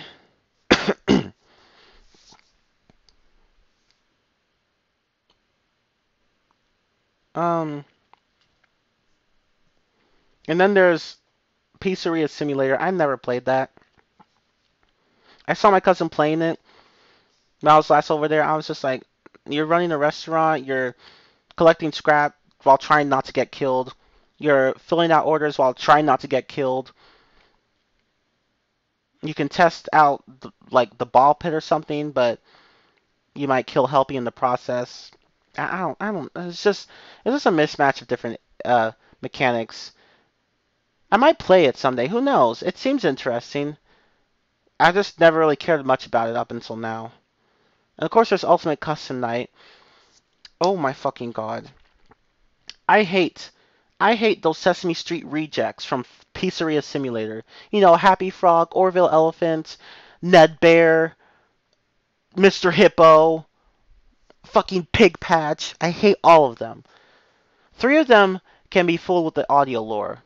Two of them can two of them not so much. Like Ned Bear is like only so with the audio lore. Orville will hardly be affected by it. It's just fucking irritating. I just hate those fucking things. And you can use a heater, but then that would make the office really warm if you don't use it very like if you even use it for a second. And I just fucking hate those animatronics. And of course, there are other ones. There are so many animatronics in custom Ultimate Custom Night. So many. You got Phantom Freddy, you got Nightmare Freddy, you got Toy Chica, you got Toy Bonnie, you got Old Bonnie, you got Rockstar Bonnie, you got just Bonnie. It's just a hot mess of. And then there's Toy Freddy. I hate Toy Freddy. Everyone hates Toy Freddy. Everyone hates Toy Freddy. Daco hates Toy Freddy, and I don't blame him. Because if you don't, for some reason, Toy Freddy is so stupid not to play a game as simple as his minigame. You have to play his minigame along with him. If you see Mr. Hugs on a certain screen that he's playing, you have to shut that shit really fast. Because if you leave it that minigame on for too long, Toy Freddy will get scared, then he'll come and scare your ass. And I'm just like, bitch, it's a simple fucking game. You can close events yourself. I shouldn't have to do it for you. I'm not even your friend. I don't even know why I'm doing this for you. You kill me just like everyone else. Just fuck you, Toy Freddy. He's actually one of the biggest problems in 50/20 mode. I just everyone hates him, and I don't blame him. I don't blame that. I don't blame them. Everyone just hates him. God. But yeah, yeah, and of course there are other ones, but I think I've only played like certain animatronics because that was all I could handle. I could only go up to 2000. I even posted a video on it. I'm just like, I can't do much more than this. I'm sorry. But I was able to do it. So, but the intermissions in Custom Night are funny. Like how they show this as an anime. Like they show like Freddy and Foxy like in anime battle style, and they show Toy Chica as a yondeer or however you pronounce that anime trope or whatever. Like constantly killing guys that she meets. It's just poking fun at the fandom, I think, and I was just like Scott was just having fun with this. It was pretty entertaining. But yeah, that's Ultimate Custom Night. So I don't know if Scott will make any more FNAF games after this. Of course, there's FNAF World, which was really shit on when it was first released because it wasn't finished. Scott released it unfinished. He went back and added some much needed updates. And of course, the game still has its flaws, but it's not that bad from what I played. But anyway, I wonder if I can't say much more about that. But I can't. But anyway, I don't know if Scott will ever make another FNAF game. Maybe he should stop because they're getting kind of stale. I mean, everything after 4 just wasn't really all that good. Yeah, I think FNAF is over. I mean, I hate it because like I like the series a lot. I don't want it to end because just when I was getting into it, Scott's already made supposedly the last game, and I'm just like, fuck. If only I'd gone into it a few years earlier. Damn, I would have done it then and there. I would have played it so. I'm just so mad because now it's already almost over. Fuck. But I guess it's better late than never. Because my cousins didn't. My cousins were like, they only been into it for a year. So I guess that's some. I guess I'm not that late. But I don't know. Scott's probably gonna make one more game and that's it. Yeah, probably. Hopefully it's a good one. That sounded really shady. I'm sorry. It's just that. It's just that for some reason Scott. He just. I don't know. Because the first game has no bullshit mechanics. No bullshit mechanics. Every other game has bullshit mechanics. It's just the first that doesn't. Just the first. Every other game has bullshit mechanics. And it's just I'm just like, Scott, what happened? The first game was perfect and then you go and lose your touch. What happened, man? What happened? What happened? Because yeah, but yeah, every game after the fourth one wasn't really all that good. It just like he took it in a different direction, which was hit or miss. Some parts he did really well, others not so much. And then there was FNAF World, which was completely out of left field. He made the really cute RPG, cute looking RPG, colorful RPG out of all the characters. I'm just like, why? I mean, I'm not against the idea of having a FNAF RPG, but why have it like, why make it cutesy and colorful? Why not make it spooky and dark and shit? Like that would have been nice. I mean, I still like I don't like I don't dislike the graphics of the game. I think they're pretty good. I mean, granted, I mean they don't look advanced, but I still think they look good. But FNAF Girl was just out of left field. Everyone was just like, what is this? But of course, something can be conceptually questionable and still play well.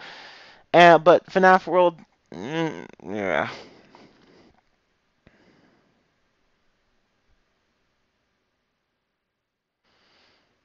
Oh, I didn't know that, Scott. I've been playing some Benny and the Ink Machine recently. I think my cousin's actually a fan of that too. She actually listens to some of the songs. Bendy and the Ink Machine. Ah. Okay, I'll stop. Anyway, but I've never played Bendy and the Ink Machine. I've heard of it, but I've never played it. But yeah, I hate for FNAF to be over. I mean, I think it's the best thing to do at the because Scott is running out of ideas. But still, I mean, I'd hate for it to be over though, because I just got into it and it's already almost over. I guess all good things have to come to an end, but still, I'm sad. Because I just got into it and now it's already almost over. Sad face. It's a good series? I guess I should try out Bendy and the Ink Machine. You're gonna wrestle with your dog, Sky? I bet $5 on the dog. I'm playing. I'm playing. I hope that Scott makes the last FNAF series really, really good. I mean, last game of the FNAF series really good. No bullshit. Make it all just completely based on skill. No bullshit. Make it actually scary. Like, make it the mechanics really fun. Like, please, Scott, you gotta go all out on this game. All out. Just go all out. Don't hold anything back. Test the game, finish. Make sure you have people test the game so that no bullshit mechanics, all that stuff. Well, I mean, he still has people test the game, of course, like, but I don't think he tested enough on some of them. Anyway, but yeah, Scott, go all out. Make this game one to remember. End the series with a bang, and fix the storyline because it's a mess. Anyway, but that's the whole FNAF series. I spent, holy shit, like probably an hour talking about it. Okay, well, anyway, what else is there for me to talk about?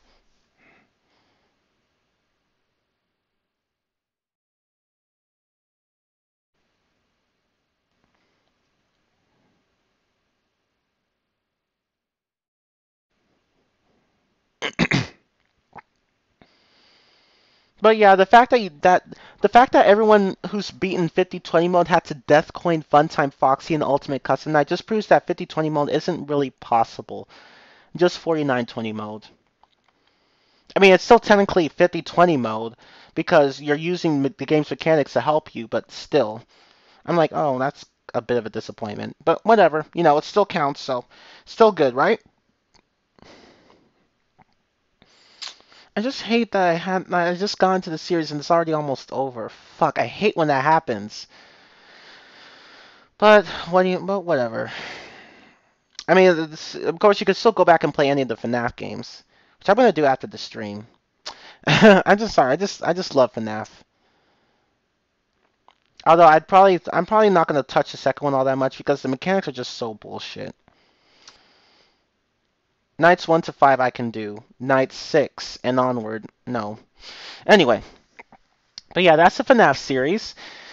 So like basically, to make a long story short, everything after the first game was the greatest to me, at least. Everything after that was hit or miss.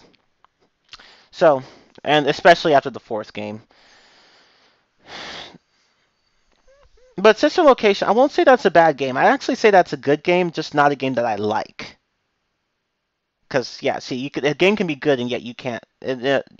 You may not like it. I mean, Sister Location isn't bad, except for the bullshit mechanics in some of the mini games. But other than that, it's not bad. It's actually not bad at all. But I don't like it. Anyway, and Pizzeria Simulator, I might try that, but honestly, I don't really like the idea of having to manage a restaurant. Like, I don't care about that shit. I just want to get into jump scares and avoiding animatronics and death and all that stuff. I don't want to waste my time with all that shit. Like, I don't want to manage a restaurant. Fuck people. Fuck people. I only care about me. No, I'm kidding. But yeah. The first chapter of Benny is free. The others are about $5 each. Okay, cool. I'll check it out, Tan Man. And of course, I'll also check out that, what was it called? The Dragon series? The visual novel series you told me about? I should go try that out. Because I said I would stream that at one point. Because you said it's like a visual novel series, which I love. I actually started getting into those. I'm like, I love them. Because I played the Ace Attorney series. Because it's a visual novel series, and I love it. Um, but yeah, anyway. Yeah, so that's the FNAF series. Is there anything else I can talk about? Ronpa. Okay, I can't pronounce that shit. I'm sorry. I can't pronounce it. But yeah, Tan Man. Um. Oh yeah, you said you'd request something else. Well, after you request that, request Dragon. I keep saying Dragon. Ronpa. Request the first one. Or I might as well add it. I don't know. I'll think of something. I don't know where to put it yet. I don't know where to put it yet. But yeah. Anyway. Um. Oh, you're playing it right now. Oh, cool. Oh shoot, PS4. I hope there's a version for me. Oh wait, no. There's a PC version. So right, so I should be good, right? Because I don't have a PS4. I want a PS4, kind of. Like what I want, my consoles. I should talk about the consoles. The ones I want most, like actually, the Switch actually kind of want the Switch because it seems like a really cool console. The Wii U I didn't care about. It was so irrelevant to me that I just stopped care. I was like, so you can play with the TV off, okay? I mean that's cool, but you're gonna need more than that in order to have me play the stupid console. I mean it has a camera too, but again, so did the DSi. Not really all that. I mean, of course, there are some applications with the camera and the microphone, but again, the DSi did that too. Oh shit! Oh no, wait, never mind. What's that noise? But anyway, what I want most is a Switch and then maybe a PS4. The Xbox One, I don't really care about. I don't care about it unless if I were to play like games like Just Dance, because Xbox One has the unlimited version. The previous gen consoles don't. I'm just like fuck. So I can't go and download new songs, which is really stupid, but whatever. But apparently Ubisoft said that they'd release the songs on unlimited one day for the Xbox 360, PS3, and Wii. But who knows how long that'll take? Because then they have to go through these games first and then add them to a different disc and then sell. I'm just like, no. But I guess it's something.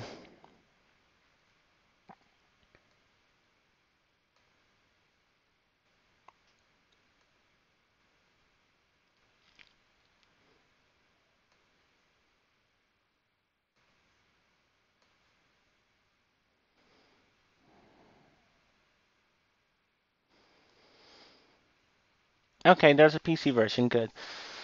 Okay, well, anyway, but yeah, the Switch seems pretty cool. Like Super Mario Odyssey, Breath of the Wild, Mario Kart, those seem like pretty cool games. But anyway, yeah. Is there anything else I can talk about? I talked a lot about FNAF 4, some movies, some of the Sonic series. Well, just the mechanics in the Sonic series. I can't think of anything else to talk about. Shit. I need to drink some more water. My throat's getting all. Ugh.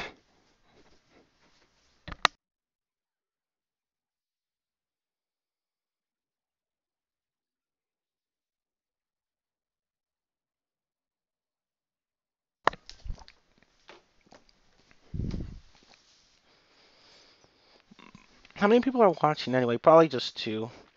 Oh, three. Cool.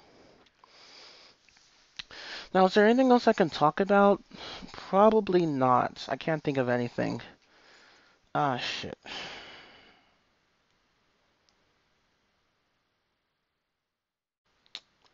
Is there anything else I can rant about? I've ranted about quite a bit. Hmm. Oh, I can't think of anything. Oh my fucking god.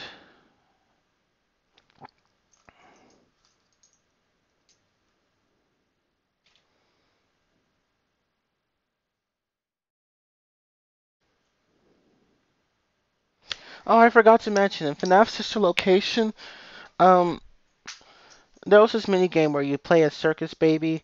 She's like, you have to go through and get all the ice cream to the children. I screwed up so many. Oh, wait, I already talked about this. But yeah, I hated that mini game because I screwed up so many times on it. I mean, granted, a lot of those were my fault, but a lot of those were just like the game, like being really precise with the timing, the timer, and I'm just like, fuck. I hated that mini game, but I did it eventually. I could have saved 30 minutes by not being an idiot, but who knows? You know, it happens. But anyway, yeah. Uh, is there anything else for me to talk about? I'm trying to think. Probably not. So I guess I'll just let the stream stop at 2 hours because I can't think of anything else to talk about. Although this was a nice rant stream.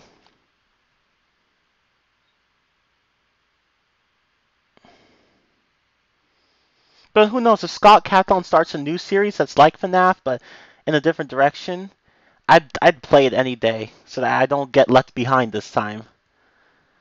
Okay. You know what the weird thing is? I read that Scott Cathon has actually made some Christianity themed RPGs before. So he's actually had some experience making RPGs, although they really weren't received all that well. But that's only from what I've heard. I'd have to still read into it, but But yeah, the point is that he has some experience making RPGs, but FNAF World still turned out to be a mess because he released it unfinished. Okay. Anyway. Hmm.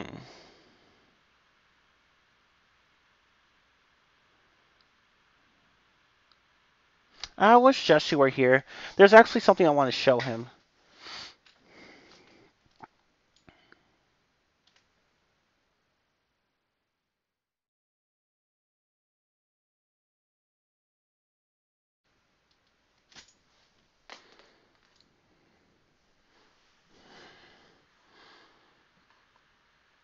Okay.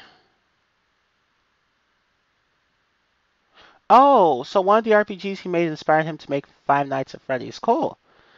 There are some people that say that Five Nights at Freddy's is not scary. Because, the game relies a lot on jump scares. And, well, I think they kind of have a point. Because the games really do rely on a lot of jump scares. A lot of the jump scares actually won't really surprise you. They'll just, well, not, I mean, scare you. They'll just, like, just surprise you. Not really scare you. Some will scare you, but others, not so much. Maybe if Scott had better implemented the jump scares and the atmosphere, like if he had done a better job with those that throughout the games, the series would have actually been probably one of the scariest ever. But some people are like, no. Anyway, but yeah, that's it. So that's all I have to say for the FNAF series. Like the first one will always be the scariest to me. The others, hit or miss. Two wasn't scary. Three was a little bit scary. Four was a little bit scarier than three. Sister Location, eh, still a little bit scary. Pizzeria Simulator, I've never played that one. I can play it right now, but I've never played that one. Like um, I was just watching my cousin play it. She accidentally let Scrap Freddy get loose. There's a Scrap Funtime Freddy. Yeah, Scrap Funtime Freddy. She let him get loose by accident.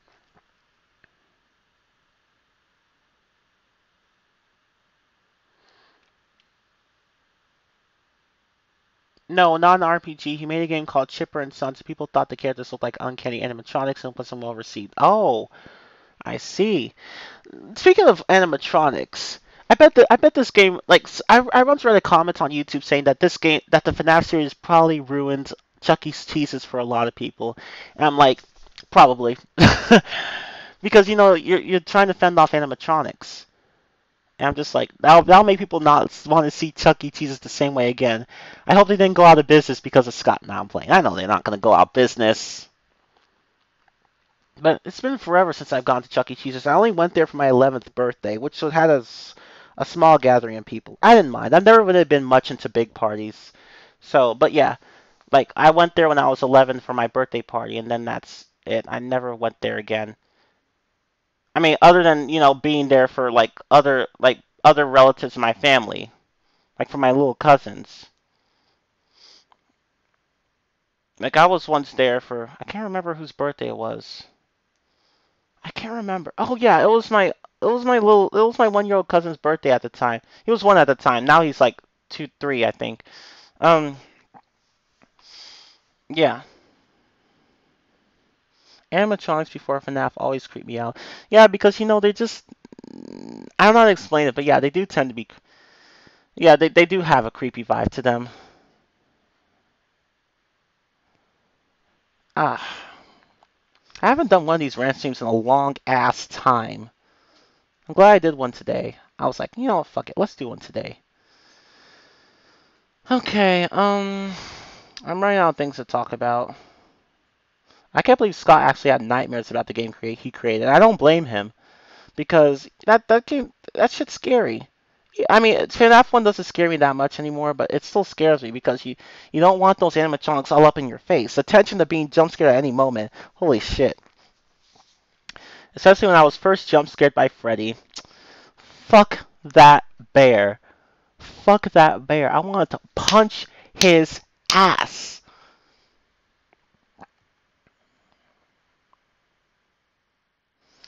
But yeah, FNAF 1 is fun.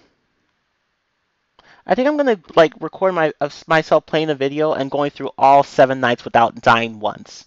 I'll do 420 mode first, obviously, so that I don't have to start the entire run over if I screw it up. That's what DJ Sturf did. But anyway, yeah, I think I will do that too. I think I can beat the entire game without dying once because FNAF 1 is just the most straightforward and less bullshit in terms of mechanics.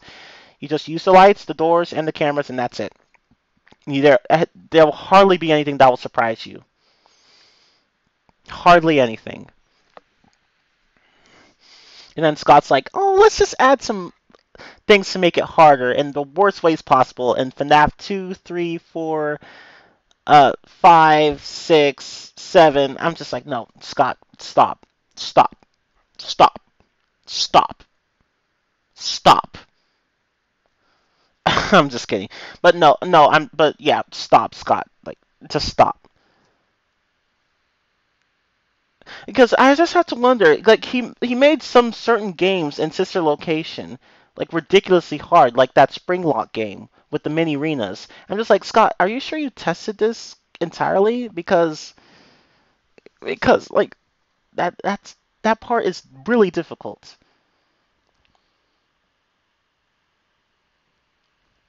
But anyway, I guess I can't really think of anything more to say. I keep saying that. I'm probably gonna. I mean, I talked about FNAF. I talked about movies. I talked about a bit about Sonic.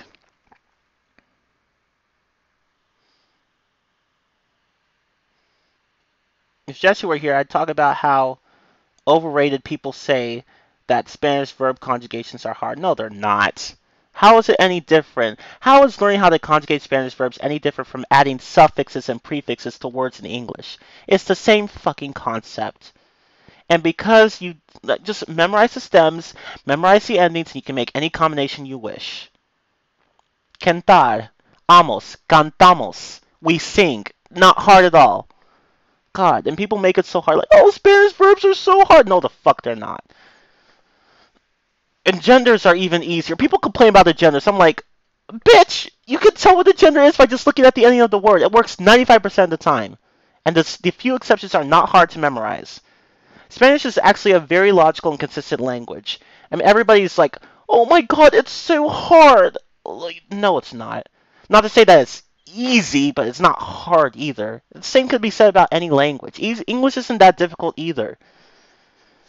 Like, it's just people just making shit, like, complaining about shit that doesn't need to be complained about. God. Conjugations on genders and declensions are not the hard part of a language. The syntax is the hardest part. Because you have to think in a language that's different from your own. You have to think in a different word order, in a different sentence structure, like in a different, like in different phrases, like different expressions. That shit that isn't easily translatable in your own language. That's the hard part. Not changing the endings of words, not the genders. Though that's the syntax is the hardest part. Thinking in a different language other than your own. That's the hardest part. Because that's the part that really separates you from a native speaker. So before you complain about conjugations, just think about how you have to actually construct those sentences. That's the hard part. That's truly the hard part. Because there are some things in Spanish that just don't make sense to me, like the personal a or the impersonal se. Like those constructions with the syntax. Those are hard for me to get my head around because there are just times where I'm like, what? I mean, I understand them better now, but there'll still be times where I'll probably screw up with them. But anyway, yeah. So just remember, the hardest part of learning a language will always be the syntax. Even for languages that don't have a lot of morphology, like where you change the endings and stuff, and the genders and all that stuff, like the syntax will still be the hardest part. It just is. But anyway, that's it. I just can't stress that enough. People complain about the it's just not changing the endings of words or adding conjugations, whatever. It's just like remembering a separate word or suffix or prefix. It's not any different. It's not difficult. But anyway, yeah. I can't think of anything else I would like to say. Other than nah, I can't think of anything else to say. Because I've said so many times that Spanish is not that difficult. Same could be said for any language, really. Even Latin. Latin, okay, like it only has 5 cases. Do you know how many cases Finnish has? 15. Latin is Latin cases are easy compared to Finnish cases. Not to say that Latin is easier overall than Finnish, but like if you think cases are hard in Latin and German, wait until you get to Russian and Finnish and Hungarian. Then you're gonna start having problems. But anyway, yeah. A language is essentially as hard as you want to make it. If you think it'll be hard, it'll be hard. If you think it'll be easy, it'll be easy. That's just it. But anyway, I think that's really all I have to say. I talked a lot today, more so than last time, I think. But any other, I didn't. I talked. Did I talk other than the FNAF series? I don't think I talked much about games. But I guess I'll just save that for later. I think it's time for us to stop. Shit talk Bakugan. Oh my god. The game I just played where the AI is, I don't know why, like I don't know if I'm just the luckiest person alive because the AI in the game I played, Bakugan, I swear to God, it's so fucking stupid. So fucking stupid. So fucking stupid. Oh my god. I only lost 3. I only lost 2 battles. Outside the final boss, I only lost 2 battles. I'm like, am I just really good at this game or does the AI just suck? Cuz the AI in this game never hardly gave me any trouble. Hardly, if ever. I'm just like, really? Really? This game's supposed to be that easy? Now, I'm just and of course there's the voice acting in Bakugan, the first game for the Xbox 360 and Wii and DS whatever. The voice acting. I mean, I don't think it's so much the voice acting that's the problem. It's just the direction and the dialogue because it's outright awful. Where Dan says things like you rock, dude," and where um, and I'm just like, really, really. It was probably harder for you because you always skip the throws. That's probably it. I usually don't skip the throws. But who knows? Anyway, but yeah. And of course, there's a dialogue, which was just outright awful at some points. I'm just like, really? I'm just. You'd have to go back. Like, it's hard for me to point out specific cases. Like, you'd have to go back and watch the stream because there are some parts where I was just outright laughing. And some of the characters themselves are just really fucking stupid. They just say really stupid shit. And I'm just like, please stop talking. Like, what's that green haired girl's name? Jenny? She's like, do you want to play Bakugan with me? Do you want to play Bakugan with me? Do you want to play Bakugan with me? I'm like, bitch, I'm already playing Bakugan with you. Stop asking me that. I'm just like, oh my fucking god. Now, the characters themselves, let me talk about the characters. Dan, I don't care. He's just there. I don't care. He's just a generic do-gooder, help weak people protagonist. I'm just like, no, bye. Go away. Go away. Just go away. I don't have the patience to deal with people like that. Alice, she barely did anything in the game other than, well, I won't spoil it, but you know what I'm talking about. Let's just say she has there's another side to her. But other than that, Alice, I didn't care about her. Julie was a pain in the ass. She just was. She was a bitch. Marucho, I don't like him either all that much. Always trying to sound smart, saying, "According to my calculations," you are trying way too hard to sound smart. Just say, "From what I've gathered," or like, do you have to sound so pompous every time you speak?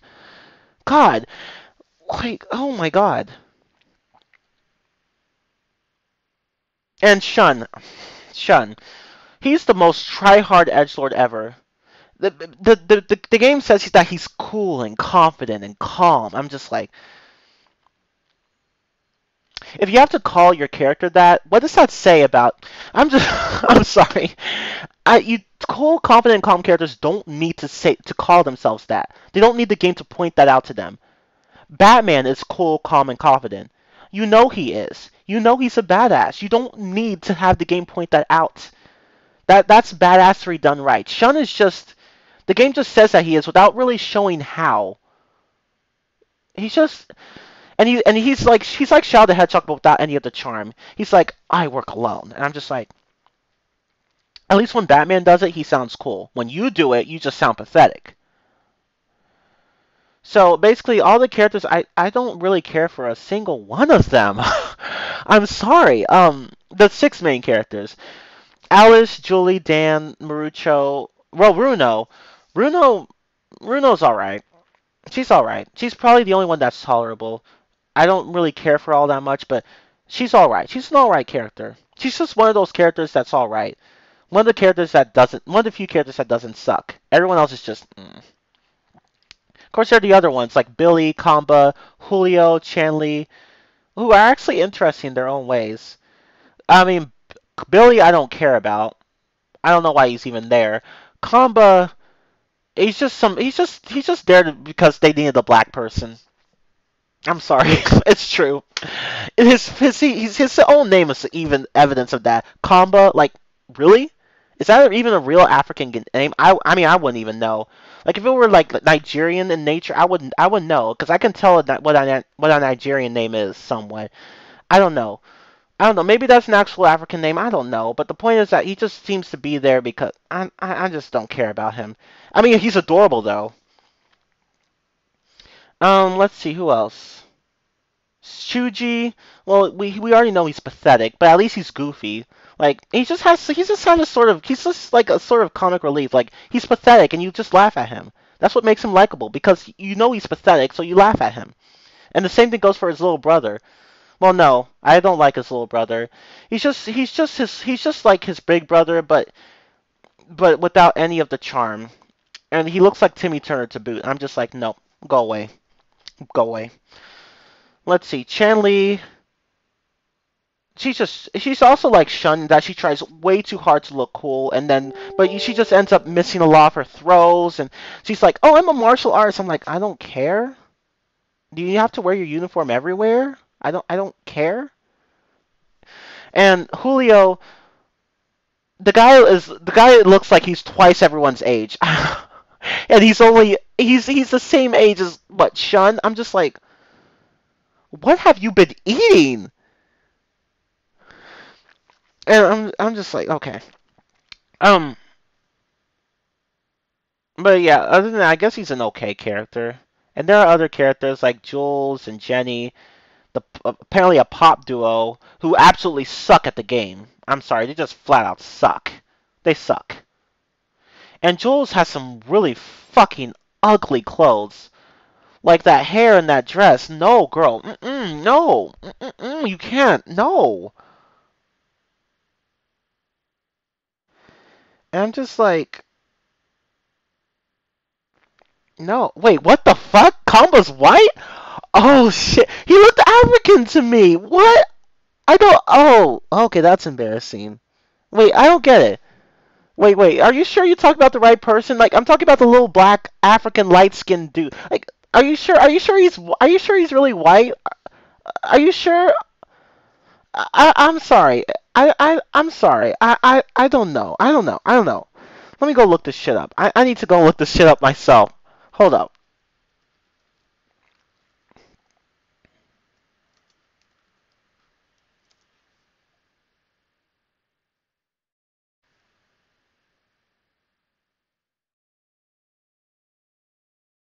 Is he really white? No way. He can't be white.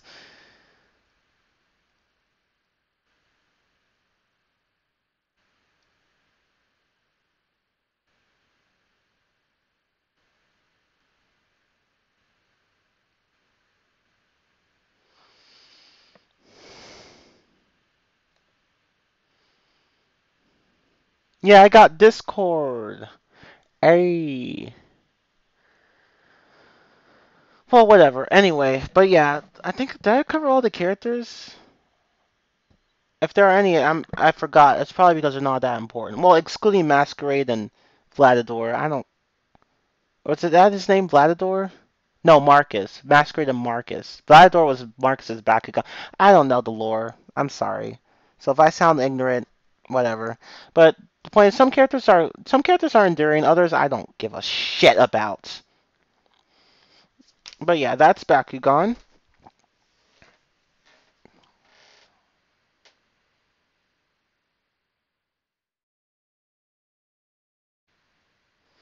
Should I even watch this? Should I watch this series? Because I mean, some people recommend it, but I don't know.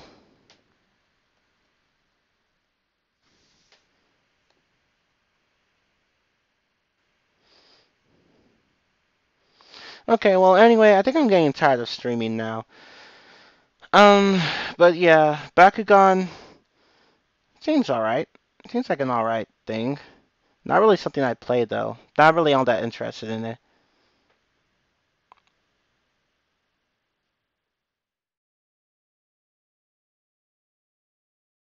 Alright, anyway. But yeah, I think that's all I'm gonna say for now.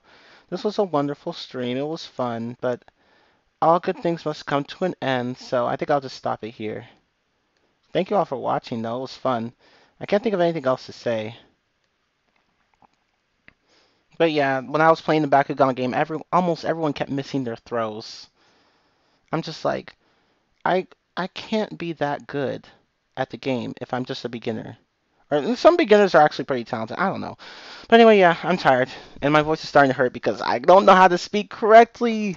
Despite, I mean, granted, it's still better than what it was before. Like, you should see my really, like, DBC once found this really old video of mine when I was playing through Tomb Raider Chronicles, like one of those classic Tomb Raider games that were like PlayStation era, and I sound like this, and like I'm just like playing this. And I sounded like this, and I sound really young and girly, and yeah, I'm like playing this with my friend. I'm just like, oh my fucking god. But anyway, not anymore. So yeah. Anyway, thank you all so much for watching. This was a fun rant stream. I'm Team Ruler 15. I will see you guys next time. Goodbye.